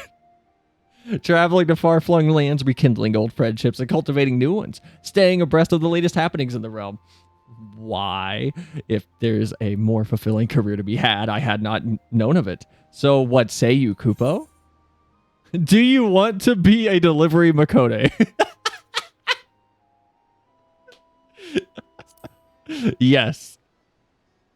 That's the spirit and recognition of your efforts on behalf of our friend Wristflow. I hereby waive the stringent screening examination typically administered to those who would join our ranks, so welcome aboard. This is literally Animal Crossing. I am the Deputy Postmoogle in charge of tutelage and training. In other words, your superior. As such, you will address me with due respect and follow each and every one of my instructions to the letter. No pun intended. Are we understood, Kupo? Of course we are. Now allow me to explain your duties. When you see me floating about in the vicinity of where we now stand, you may take this as a sign that I have one or more letters that I cannot bother, I have deemed suitable for your training. Approach me and declare your readiness for the task. I will entrust one of the said letters to you, along with directions for its delivery, and so your journey begins. Mind you, until you prove yourself, I will be overseeing all of your deliveries to ensure that you do not shirk or slacken your duties. Not that a dutiful delivery Mikode like you would ever even consider such a thing, yes? I love this side quest. I heard it was good. But also, oh shit, I don't think I ever said hi to you, Aeon. I saw you pop in while I was in the middle of talking about the H-Bomber guy, James Sombert and stuff. But hi. Hey! Yeah!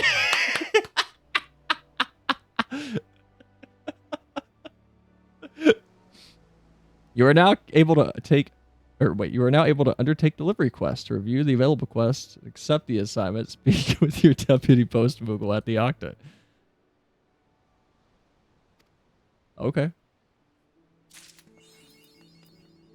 The post-moogle always rings twice. Ugh. Wait, where is he? What? Ah! Lore on fate, bosses, dungeon bosses, etc. Okay, I didn't know we were going to get that deep. A debt unpaid. The deputy post-moogle has wasted no time in finding a suitable training assignment. If it isn't my new my promising new recruit. The twinkle in your eyes and the spring in your step simply shouts out to me, I'm ready for my first assignment, Mr. Deputy Post-moogle, sir. Do I hear you correctly, Kupo? No, of course I do. Well, this is your lucky day, for I've picked out what should prove to be the perfect task to start off your training. To wit, I have here in my paws a letter that needs delivering to the Baderon, proprietor of the Drowning Winch. A simple task, you say. Perhaps. Perhaps not. For a delivery moogle's task does not end with the handing over of a piece of parchment. No, the conscientious carrier lends her ear to the addressee and sees the job through until her customer is happier for what has been received. Being the accomplished and eminently visible adventurer that you are, I suspect that your client... Oh my god, so moogles are just dropping letters off, but they can't be seen, right? Is that the thing? What kind of system is this? If we're handing mail to mail carriers that we can't even see? Like, if it goes missing, how do we know it's missing? How do we know we just don't know where... Like, it's like if you couldn't see the UPS truck until it was in front of your house. And even then, it was just your package. I feel like there's a better system available. I suspect that well, we have the Chocobo porters. Why not use the Chocobo port? What? Okay, hold on. We have look, hire me. Hire me right now. I have the logistics mapped out in my head right now. The Chocobo porters are in every city. They could take the packages, and then you have a last mile worker that behaves as the deliveryman in the city itself that gets it from the Chocobo porter, and then it takes it to the people. Just do that. Magic. Poof. I suspect that your clients will be even more eager to enlist your services than they would with an elusive Moogle like myself. Sorry, I keep burping. I'm trying to look away from the microphone a little bit. Consider this an honor and a privilege, Kupo. As the one in charge of your training, I shall wait here for word of your success. And you will succeed, won't you, Kupo? Sure. Let's go. See how this works out. Did I show off my thing? Wait, I did, didn't I? I showed off my thing, right? Did I show everybody my relic weapon that I got? I think I did, right? I'm gonna do it again anyway. I'm super stoked about this. Oh, whoops. That's the wrong one. I'm super stoked about this. I gotta get the next one. I just finished Delibrum with a random party finder party the other night. But I do have my first shiny weapon. Did not mean to. Glamour it? Like, you're not wrong. But I was in this weird place where I noticed I wasn't using it. And, like, this is my look. Like, this is my thing. I like my crystal katana. I've had the crystal katana for so long. Sel, it is inappropriate to show your thing to others. What if I ask you guys first? I don't know if I'll glamour it. I might. I've had the crystalline katana since I started streaming, and it's been like the thing I run with. I don't know. I might keep it. I might glamour it to my relic. I might use it off stream. You might see it on like Shad stream when I'm in my casual getup. Ah, now there's a face. What always warms me, Art, to see ever a shining example to all the would-be heroes and heroines in these halls, You've a letter for me, you say? I need to watch Pirates of the Caribbean. Letter to Baderon. The lettering on this envelope is so poorly done that it is only thanks to the keen eye of your Moogle supervisor that you know it was addressed for Baderon Tin Fingers, Drowning Wench founder and proprietor. Would have figured you'd have more pressing task on your plate than playing Messenger Girl, but who am I to? What's this? Oh, bugger me. Of all the times I'm just show up, hate to burden ye. That's hard to read. But I'd be much obliged if you could help me with a simple task. Fine. I knew I could count on you. The moment I saw your face, I knew the navigator had guided you back here for a reason. The reason? To help me settle a score with an old acquaintance of mine. The man's worked up quite the bill in his pastime for a reckoning. You're to find the bastard and bring him here to old Baderon. I can't entrust you with that, You'll find him out in the middle of Lenosha. A Roegadin fellow with his imposing stature and less than imposing brains. Like as not to... No, fucking Jesus. Like as not up to trouble of some sort. Oh, and speak of Sadojimi before you head out. She's prepared the perfect welcome gift for my dear old maid. Alright, you have 2 vowels in your name. So you're the adventurer out to greet the guest of honor, are you? Balderon hasn't told me much about the man, but his steely gaze speaks volumes. As you know, Balderon was an accomplished sellsword in his younger days, made his share of friends and more than his fair share of foes. And that latter are none too shy about bringing troubles into the premises. Roegadin, fellow of Middle Lenosha, was it? Aye, but I'll pry no further. One thing I've learned in my time here is to not poke my nose into disputes that don't involve me. Here's the gift that Balderon asked me to prepare. I trust that it will serve you well. What is this? What did she give me? ice cold water. Water cooled with ice shards to the point of just before freezing. So wait, couldn't we shake this up and make it into like an ice slushy? That'd be nice. I haven't had a slushy in like a decade. Wait, it's been longer than a decade. I haven't had a slushy since I was like 12. Oh my god. I need to get a slushy. I don't want a slushy though. I feel like if I had a slushy, it would be like, I don't know if I trust a random gas station to like clean their nozzles. You know what? I trust a gas station to clean their nozzles more than I would like a McDonald's or something, to be honest. No slushy. So dox their age again. How did I dox it? I said like a decade. I said no, it's been longer than a decade. It's been like it's been since I was like 12. I mean, I doxed it. Why is he attacking this? Just quit your coward. I ain't looking to still nothing. Just be wetting a ship. That's all. A big ship. An adventurer. Thank the gods. This brute means to rob me of my livelihood. You must stop him. Well, okay, so that explains the ice water. Does this really sober people up? I know hydrating does, but it's not like a...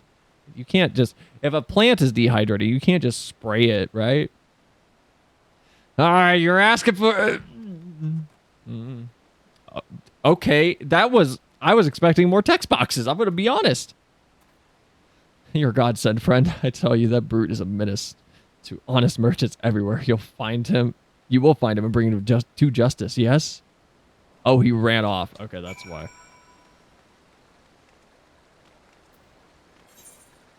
That's why we didn't get more text. Okay. Grab his stick and twist it! I don't know if I want to do that. I feel like that'll get me in trouble. I'm a mail delivery Makode. I'm not. That's not. No, like I have an HR department now that I report to. Have mercy, woman. I didn't mean that little man no harm. I just had a few too many. An old foe of Badarans, ain't that rich? I'm the best bloody mate the old bastard's ever known, whether or not he's willing to admit it. Oh, I gotta oil my mic arm. This is rough. I know you guys can't hear it, but... Name's Tilswade. Delivery him some pay. A sellsword for some repute myself. Though more for me prowess with a flag and a veil than a spear at me back. And now you'll not see me blaming Badarun, nor you, of course, for the soggy welcome I dare say I earned it on my last trip to the Winch. As a matter of fact, I've even brought Badarun a small token of apology. Just my own way of saying sorry for all the trouble that I've stirred up at. Well, bugger me, I'm to the 7th hell and back again. I left the bloody bag back at Mummersford's Arms, was it? Forgive me, lass, my memory's still a bit hazy. I go back and search myself in addition to not knowing quite where I came from. I'm still feeling a touch queasy. Be a good lass and retrace my steps for me. With any luck, the fellow there, damned if I can't remember his name, is keeping me belonging safe and sound. Is this just like the most glorified fetch quest? I feel like it's more of a fetch quest than a normal fetch quest.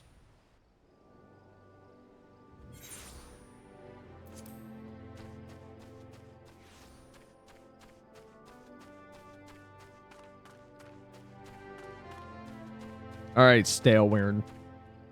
Y'all need different names. I'm sorry. All your names are keyboard tosses. Hello, stranger. What brings an impressive-looking young lass like yourself to my humble orchards? That bloody drunkard? Of course I remember him. How could I not? Left his mark all over the bedding and floor. And this after I went out of my way to furnish his room with a proper spitting box. His belongings? Had my hands plentiful cleaning up his foul spew. If he left anything else behind, it's like as not, it's still there. You're more than welcome to explore, though I'd suggest you watch your step and hold your nose, particularly if you've just eaten. It's clean in here. It's not that bad. There we go. Would it be faster to... You know what? I bet it'd be faster to just do this. I bet it'd be faster to teleport back into town and then just teleport right back outside.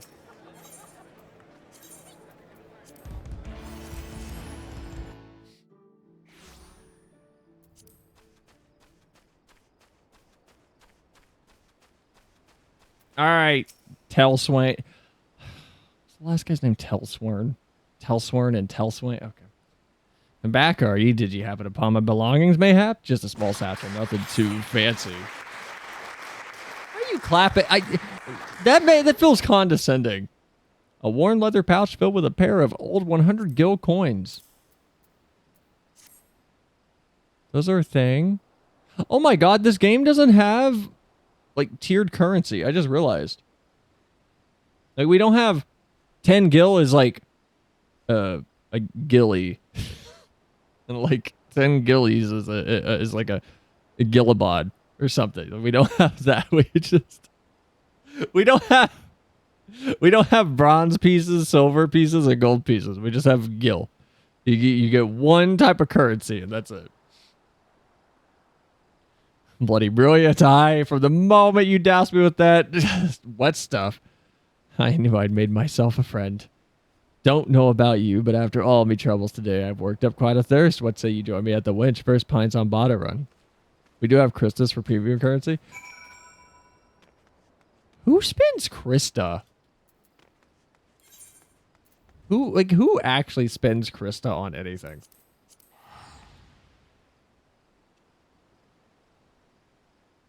Why would you buy Krista? What's the point of buying Krista? Is there a reason to buy Krista?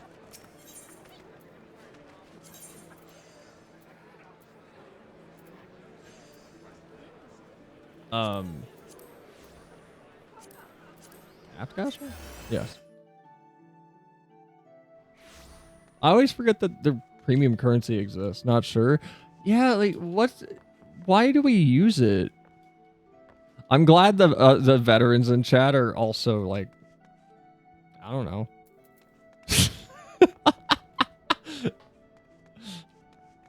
What is the point of buying? You know what? I'm gonna go look real quick.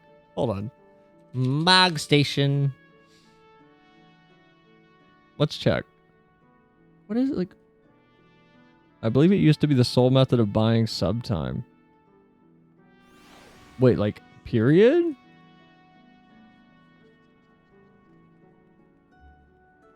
You couldn't just pay for your sub normally?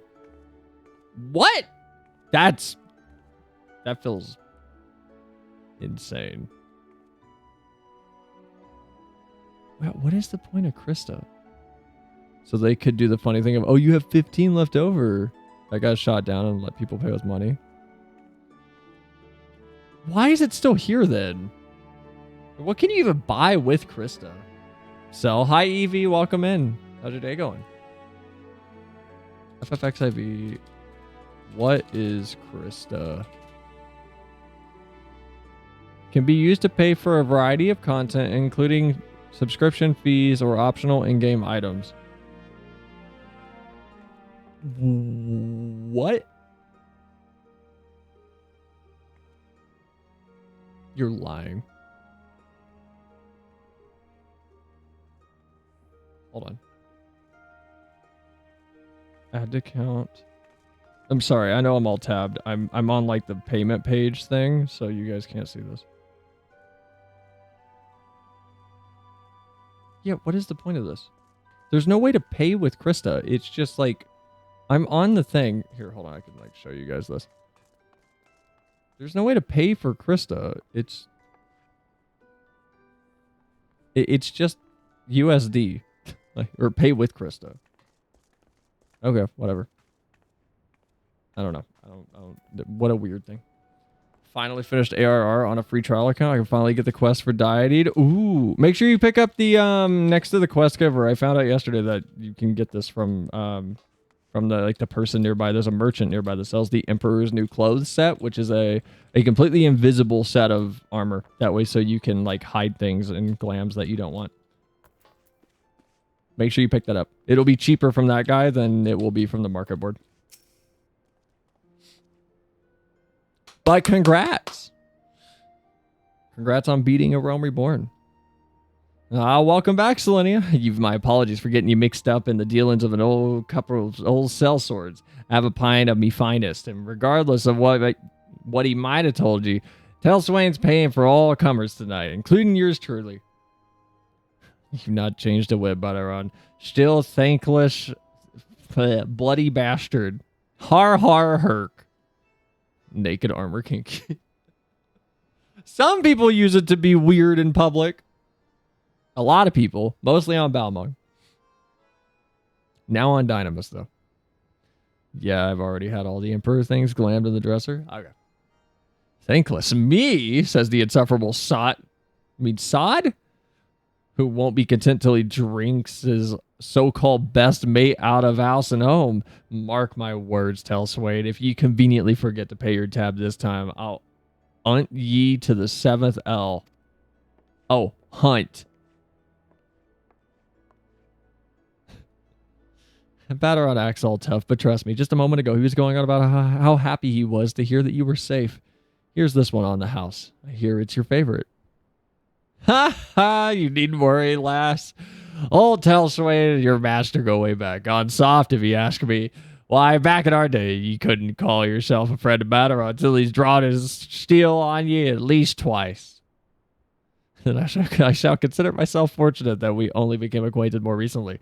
But do tell, good sir, what is the story behind those coins? The remnants of a hidden treasure, mayhap? Treasure? You and I both wish, Lassie. No, I fear it's a little more the memento of days long past and none too well remembered. Back when Veteran and myself were still wet behind the ears. Is he like drunk or does he just talk like this? A grizzled old veteran.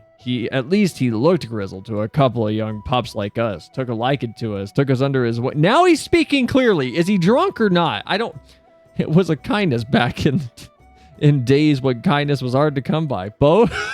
He's like phasing in and out of being plastered. Carried with him these here coins, did he? I see the face of the spinner. Said, fair gaze watching over me. Talk normally, please. Watching over him was what's kept him living. Where all is old Matesh. What?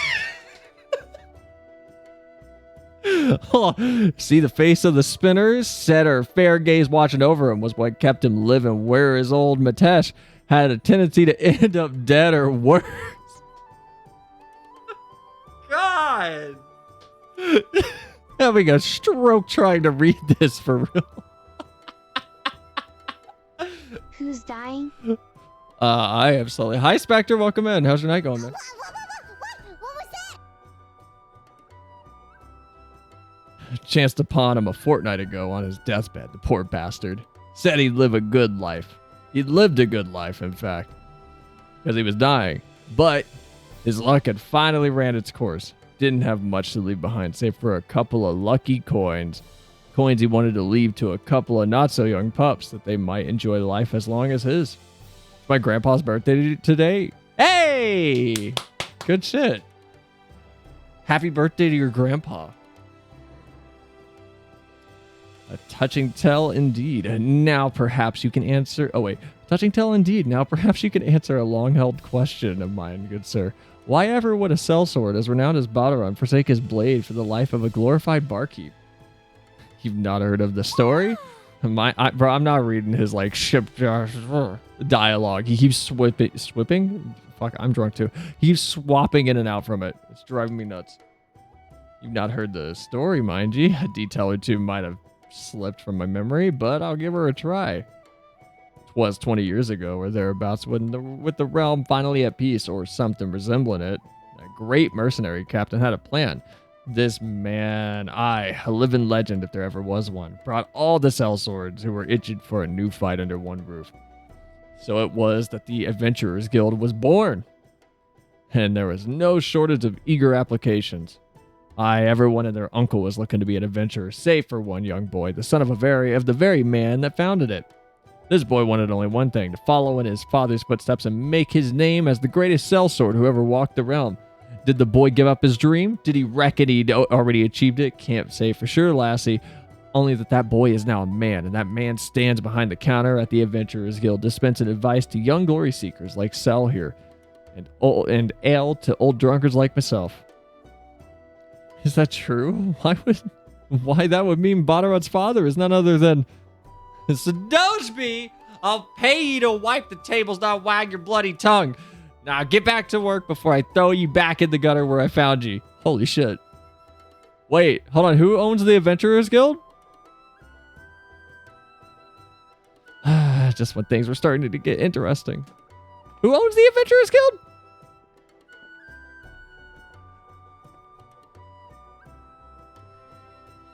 I don't know who, because we're in Limsa. I don't know anything about Limsa. I started in Ul'dah. I'm a desert cat. And with that, Balderon, I'd best be on my way. I spend any more time around that lovely lass, and this lonely old sellsword is like to get jealous. Besides, if I empty your casks today, what will I drink on my next visit? I walk away while your legs still hold you, you blundering oaf.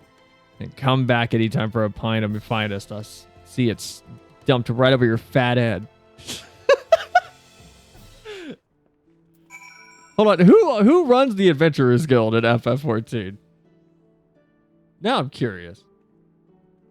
And my browser's broken. What the fuck?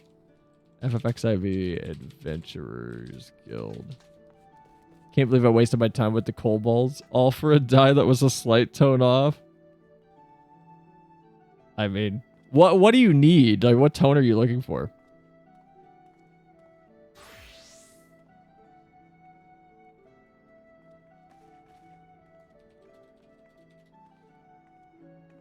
Are you in game right now?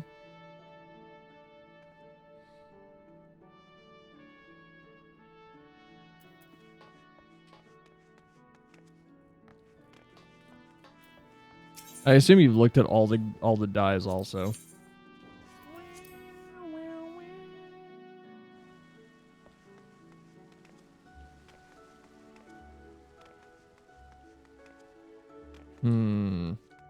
Deputy Post Moogle, I have completed my work, sir. If it isn't my dutiful assistant, I trust you fared well on your first assignment. Do tell me about it, Kupo. Why you don't say, Balderon? Balderon has to die for. The tone of the Pago shirt. I'll have to look. Why you don't say, Balderon has never been an easy customer to please. Why he and I pulled out my whiskers that time I dropped the letter at a flagon of ale.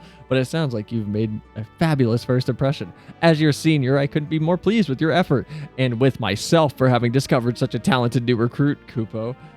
But no time to rest on your laurels. Oh no, for each day brings new letters and deliveries that await. Will you take... that will take you even further afield. I dare say you might encounter clients who will make old Balderon look like a cuddly chocobo. But it's all in a day's work for my able assistant, yes. My foot's like cramping up. Ow. When you're looking for your next assignment, you know where to find me. Oh, a finger sandwich. What is this? The Bismarck's take on a common meal popular amongst Galadian Bay dock workers. You know, I'm going to take the pan-fried mahi-mahi because it's fun to say. At first, it looked like it was it, but when died, it was a minuscule of tone off. Oh. Yay! With your successful delivery, your reputation as a letter carrier has grown. What do I get? Anything? What did I get? Oh, food. Duh. My inventory is full. I gotta fix this. Oh no.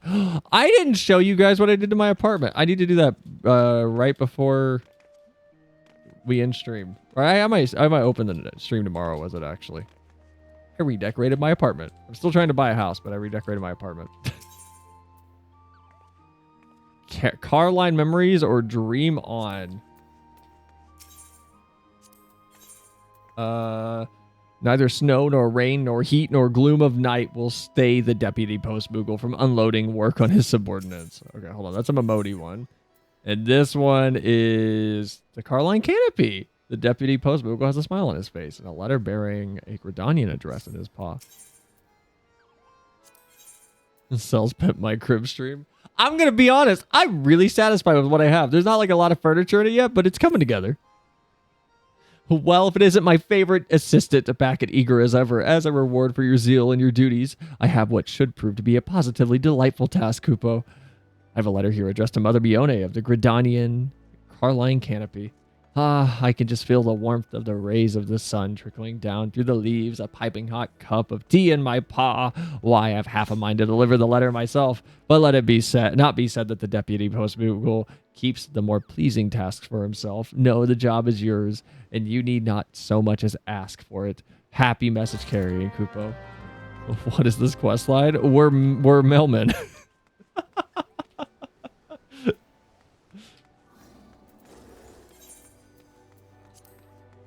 We're delivering letters.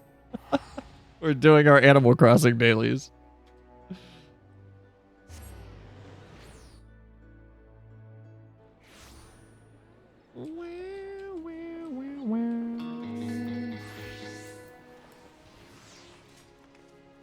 I need to talk to Mother Mione. I need to give her a nice parchment. Mother Mione, it's been I haven't talked to you in forever. Hi. Welcome to the Carline Canopy, friend. You made quite a name for yourself, haven't you? Sloppy. At times, I'd swear that even the trees themselves whispered tales of your exploit. I mean, I did kill a bunch of trees.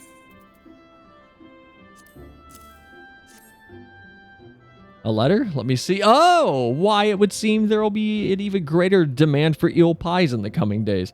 And once again, the oven calls. Not that you'll find me complaining.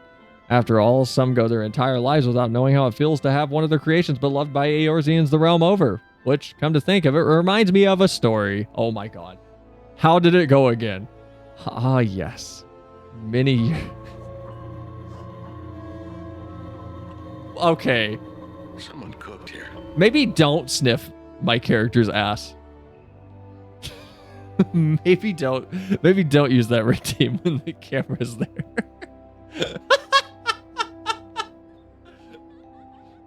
We're on stream. Have some decorum, please. How did it go again? Ah, yes, many years ago when I was no taller than the counter before us. No. No, I don't think I will.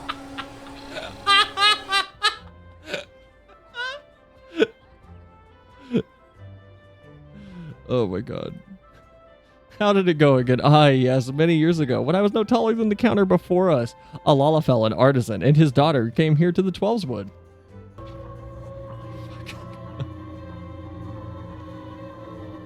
Someone cooked here.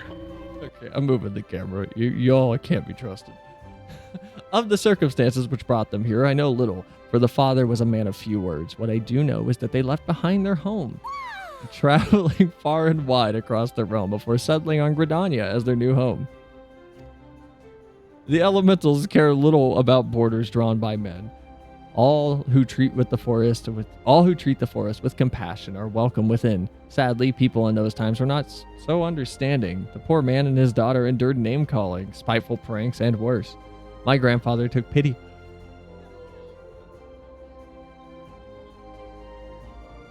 My father took pity on them, offering them shelter in this building. In those days, it was little more than a glorified storage cabin, far from the bustling center of activity that it is today. My grandfather minded the watermill, you see, as his father before him, a respected position that afforded our Someone family did a not certain cooked here. a certain status among our peers. Though not all approved of my grandfather befriending the outsiders. No. Wanted to deliver mail. What are these fairy tales you speak of? We did walk up with a perfectly normal interaction, and there was no segue. There was no conversation. She just went, "This reminds me of a story." And the world faded out from existence. There was no conversation. There was no back and forth. We just got smacked with a book. My grandfather minded the watermill, you see, and his father... Wait, did I... What did I... I'm going to read the whole thing again. I don't care. Whatever. My grandfather minded the watermill, you see, and as his father did before him, a respected position that afforded our family a certain status amongst our peers. Though not all approved of my grandfather befriending the outsiders, none dared give voice to their objections, though. With time, the Gridanians, notorious racists, came to understand that whensoever they held, the man and his young daughter were honest, peaceable folk that were no different from any of us. With the blessings of their newfound countrymen, the love the two harbored for their new home deepened. When talk arose of erecting a new water wheel, my father, originally a shipwright by trade, was among the first to offer his services. My grandfather soon joined him. Lore. Though not without hardships along the way, the wheel eventually rose, standing even today as one of Gridania's greatest architectural achievements, and a keystone to our very livelihood. If you are not in too much of a hurry, I would very much like to show it to you. But before we depart, I didn't ask for any of this. I would ask that you perform a small errand. Would you be so kind as to pick 4 carline blossoms about the town and bring them to me? I would accompany you, but alas, the kitchen calls. Oh my god. Gotta love the Gridania. Gotta love Gridania. Land of racism, peace, and forest. I know you put a hyphen there, but I'm just going to finish the word.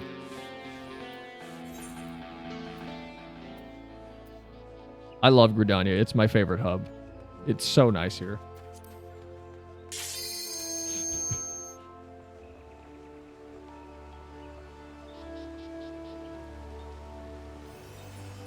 Just Elizons and the trees.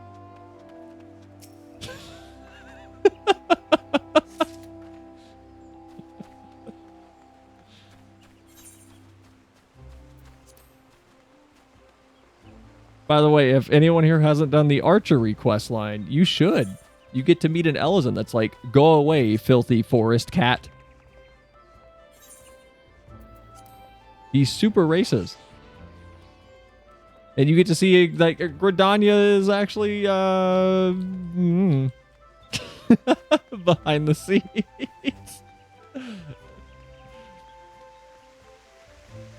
And it's a fun quest. It's actually really, like, it's wholesome in some regards. But it's also just fun. I liked it. I really liked the archery quest. I had a good time with it. Oh my gosh, she said she needed 4 of these. There's so many! Oh my god.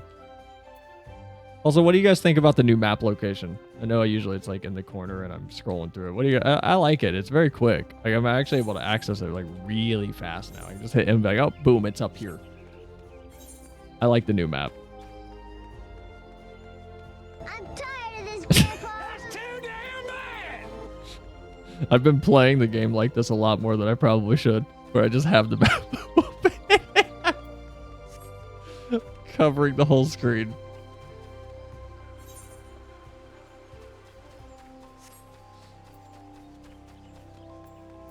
When are we gonna get to ride our mounts in the hub worlds, man? Like, would it break the server? Wait, is that the water wheel? Looks nice. It does. It complements the game, right?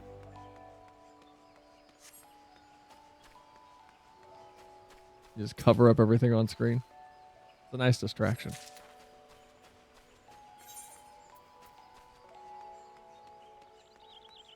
All right, I'm not walking all the way over there. We're gonna take the Aetherite to the Lancers Guild. I'm not walking. For once, y'all are gonna see me use the Aethernet.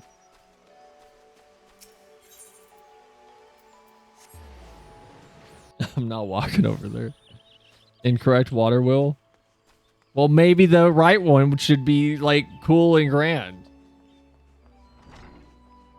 Instead of being the same size and just having a bigger building attached to it.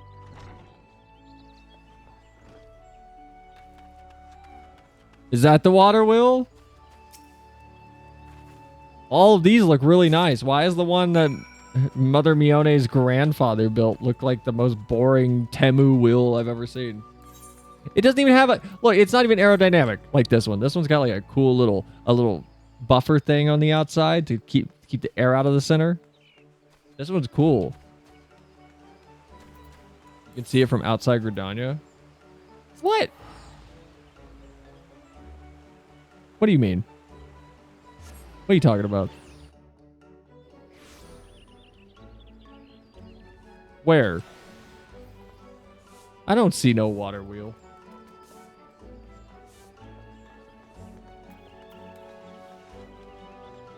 Not even visible from inside the city. Wait a minute. Oh, that one. That water wheel. Oh.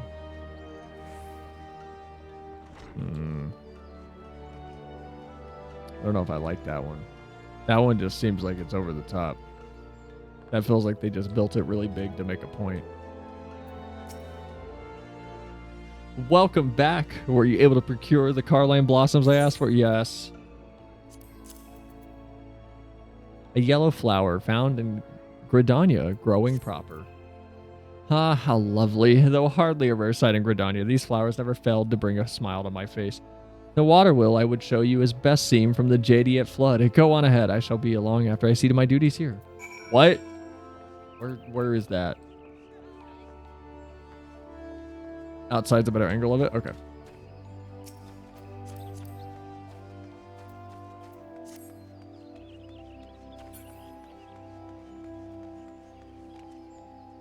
Can I teleport there? But is it like right outside the city?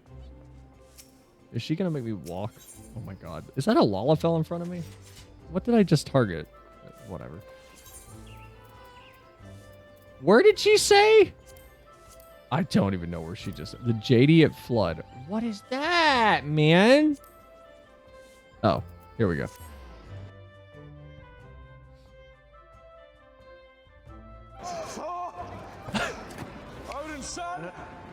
You had one job. You had one job. I love that so much. Does anybody know what movie that's from? Like specifically?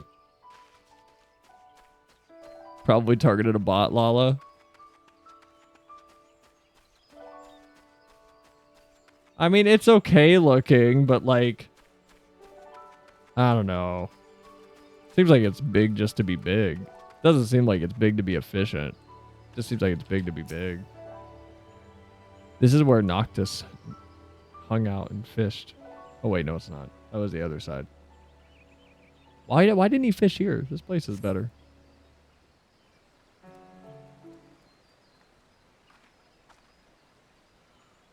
Ah, Selenia, I hope I've not kept you waiting over long. You're very tall.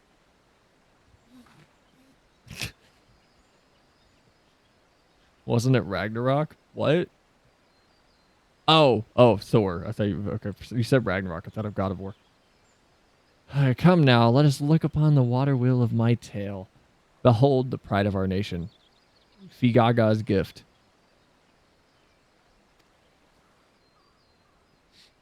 Is she not magnificent? Countless times have I come here, yet each time I stand in awe at the sheer size and beauty, knowing that it was born of a special bond between my grandfather... Y'all need to be respectful. We're having a moment here. Knowing that it was born of a special bond between my grandfather. Sorry, they were very similar. And the Lalafellan builder. Ganaga. Gaga. Knowing that it was born of a special bond between my grandfather and a Lalafell builder elevates it to a special place in my heart. Would that they had lived to see it complete. I spoke of hardships, yes. Not days after he finished drawing up his draft for the new mill, the poor Lalafell, hale and hearty for his age until then, suddenly took ill. What started as a cough soon grew dire, and within a fortnight he passed. Without its chief builder, the ambitious project came grinding to a halt. At first, there seemed to be no recourse but to abandon construction entirely. Then the daughter stepped forth, vowing that she would see her father's dream to fruition. Though none could deny her pedigree, the girl had never even lifted a hammer in her entire life. Not letting this, nor the doubting words of others deter her, she promptly enrolled in the Carpenters Guild, vowing to follow in her father's footsteps. People laughed. Who was this shy little girl with yellow blossoms in her hair?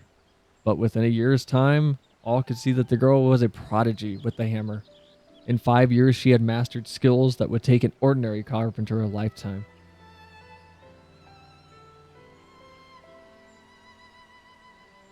Is that going to play, or is it just going to sit there? Is that going to play? Why is the sound not playing? What? Is it uncool? Why isn't it playing?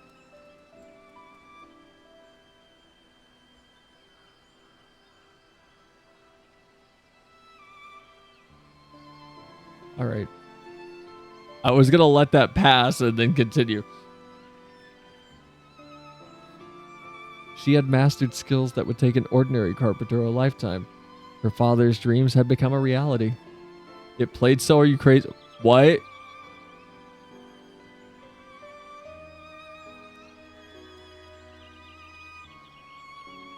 Also, Glacy, shut up. Stop it.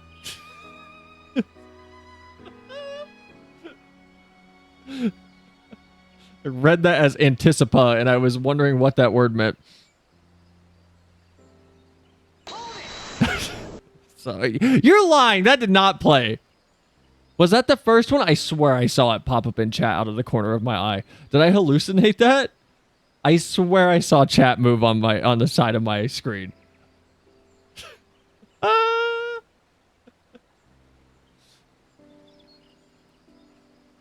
That shy girl with flowers in her hair had blossomed into a strong, proud woman and one of the greatest builders of our realm that we've ever known.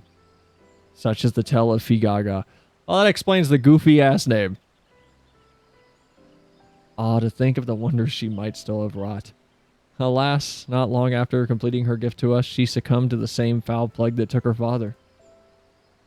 Though she is with us no more, she remains an inspiration for the women of Gridania, myself first amongst them.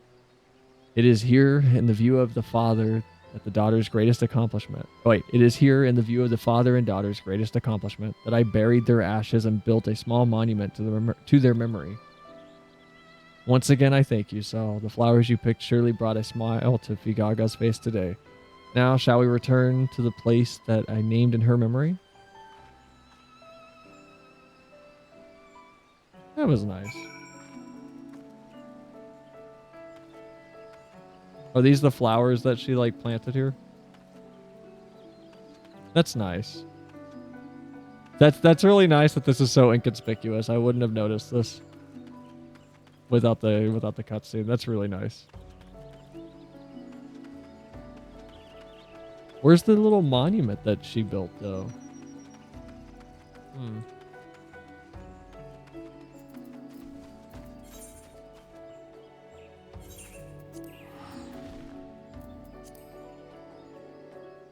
What is that, Leo? What's that link?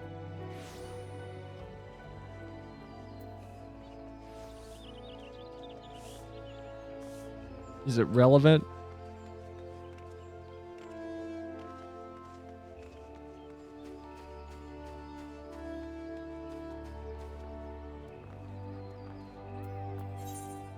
That was a sweet cutscene, though. A little more emotional than I was expecting. Thank you for accompanying me today. I had hoped to share the tale of Figaga with you for quite some time. Now, having come here as you did from a faraway land. In transforming my grandfather's old storage cabin into the car-lined canopy that you see today, I sought to carry on the spirit that he showed to his Lalafell friends. A spirit of welcoming and acceptance for all of those who would seek shelter here regardless of their origins. And it was in the same spirit that I came to devote my life to looking out for those who would seek adventures. And what a fateful decision that turned out to be, yes? So it was that I came to stand behind this counter. So it was that I met you, and so it was that I received the joyous tidings that brought you to me today. For as you see, the letter you delivered was an announcement from the Adventurers Guild that it would appear that I can look forward to a sizable group of new recruits in the days to come, and nothing could make me happier. I wanted to share this news with Vigaga and with you. After all, 'tis no small part, and thanks to your exploits, that so many brave young men and women have stepped forward to bring succor to our realm. Truly, you are a gleaming example to us all. May your star shine forever bright upon us. So, cheesecake. Fuck yeah, I don't need to see the rest. I'll take that. Cheesecake's a good reward. This is the fastest leveling up that I've ever encountered in this game. With your successful delivery, your reputation as a letter carrier has grown. All right. I'm a level 3 carrier. Where do I see that? I would love if there's a little like just masking taped up class on your disciples of hand. This is right below Culinarian. That said, what was it? Deliverer and carrier. That'd be so much fun. It's a bummer that you can't see it anywhere. You also get different dialogues from Melmoogles. Oh, hold on. Ah, shit. For this next letter, I will request you to send it to God, Kupo. Why are you RP walking around, Redania? What are you doing? Hold on, I want to talk to the delivery Moogle real quick.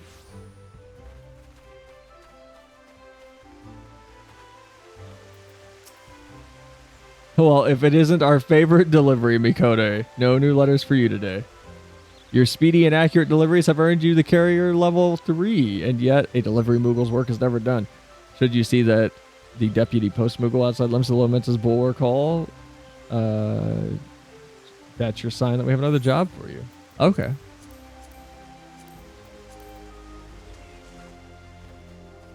Okay, I am going to check those every level now. I know whenever we do New Game Plus, which we're still doing, it's just going to be when Dawn Trail comes out. That way, so I have the graphics update. So it'll probably be after we finish Dawn Trail, which I'm going to be honest, I might just, I might go a bit crazy with those streams and just kind of, I don't know. I don't want to rush through it. I'm going to take my time. I'm going to take my time with Dawn Trail. I'm going to take my time. We're going to do once a week with Dawn Trail. I will hold out New Game Plus to play Spot the Difference.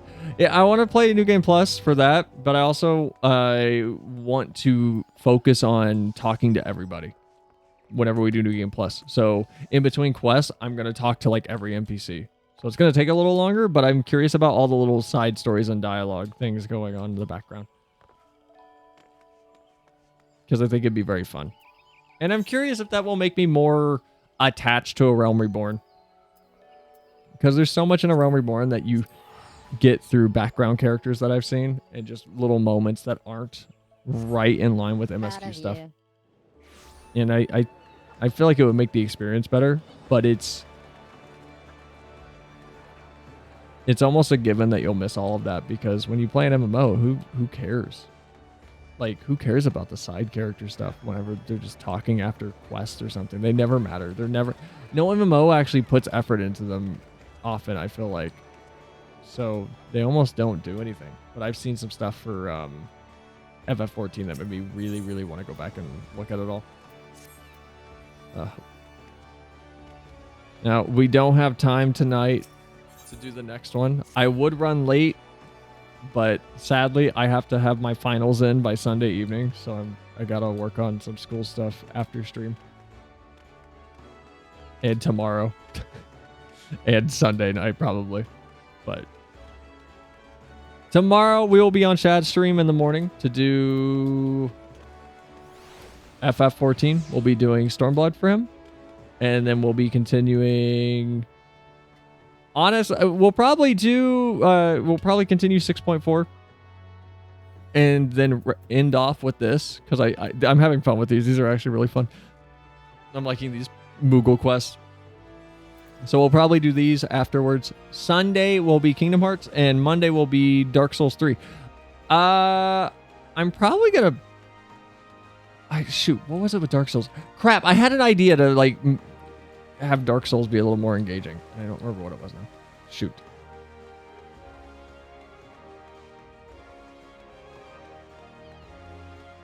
I know outside of boss fights I was gonna play like some different music because I realized in the last stream, like outside of fights, I forgot how little music there is in a Souls game.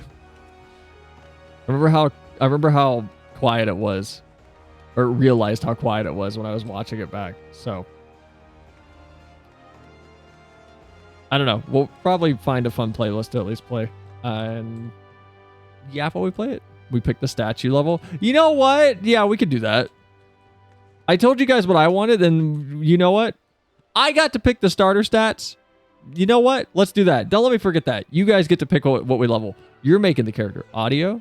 What's wrong with the audio? What?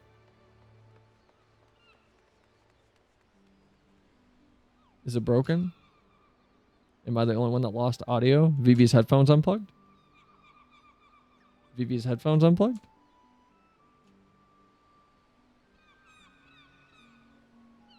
Vivi disappeared?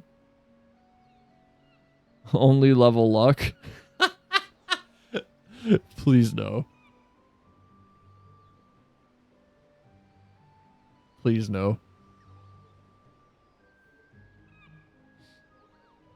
You know what? Hold on. Hold on. I'll compromise. I'll let you guys pick half the points in regards to where they go. So I can only level up if I can do 2 levels. We'll do like 2 points. And I get to pick the first one. You guys get to pick whatever the second half is. But we'll do that. We'll do that because I don't need you guys like shoehorning me into some terrible build that has no chance of winning. I'd like to point out again that Spectrum was very, very adamant that it was because I was sending so much data. I'm so mad. I'm mad. I'm so mad about this. I'm so mad about this. I am streaming at almost 20 meg right now. So hopefully the stream's a little crispier whenever I'm doing annoying things like this with the camera. Hopefully it's a little bit cleaner. And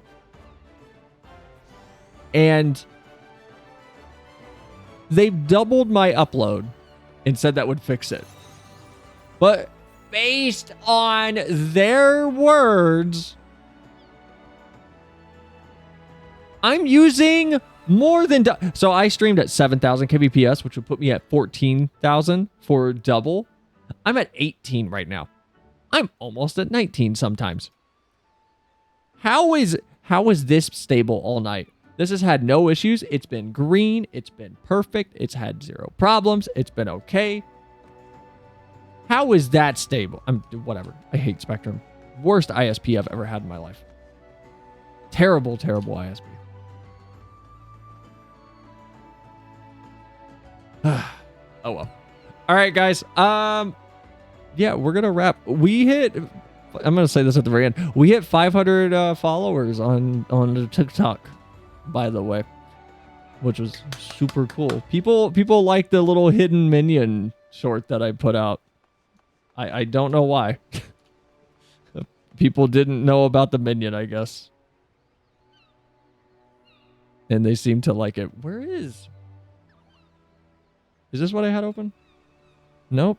That's the FF forums. That's not what I wanted. Hold on. Is there a new Guess the Game out today?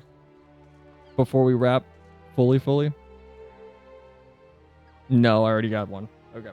Well, we'll do a previous day real quick before we wrap. We'll do 654. Oh, shit. That's too bright to be... That's too bright to be Demon Souls. It's not Elden Ring. It's not Fable. That's too dreary to be Fable. I don't know what this is. It's not Kingdom Come Deliverance, is it?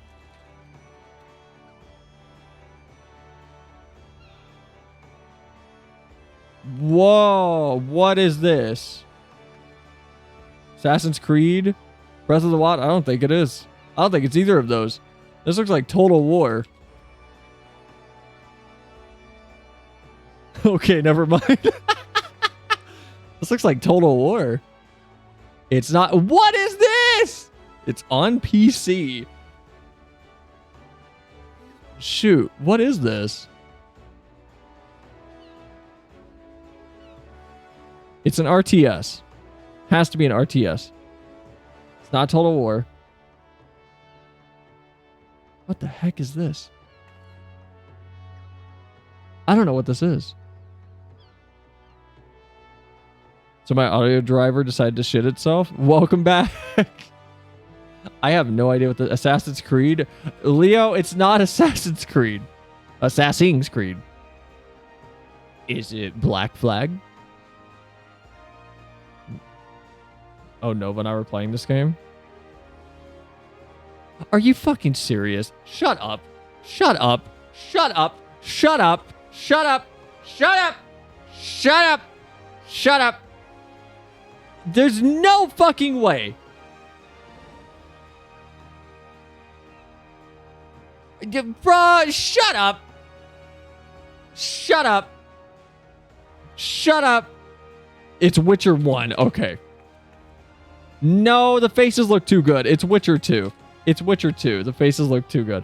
Man, shut up. Shut up. Come on. Of course, it looks like an RTS. Hold on. There's another sister site called Guess the Audio. Hold on. I'm curious. No. Hold on. What is this? Do we have another dumb thing to do at the end of every stream? Is it video game audio? Like, is it a song? It is a song. It uses Apple and Apple Music. I don't know what this is.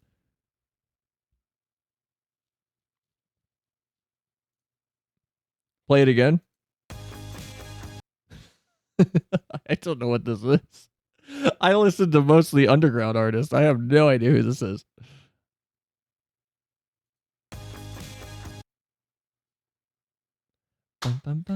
That's Jack 2.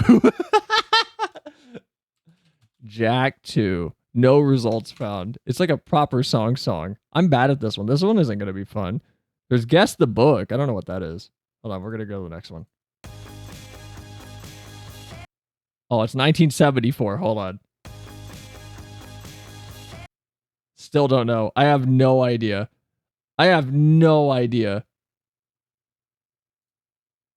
It's a pop song.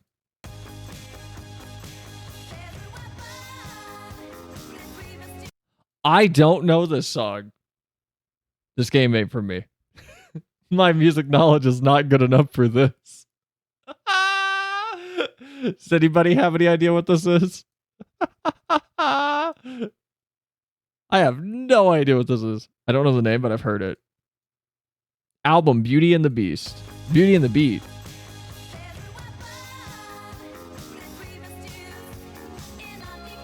I have no idea what this is. It's from the Go-Go's? I have no idea. Our lips are... Yeah, I wouldn't have guessed that. Let's guess the book.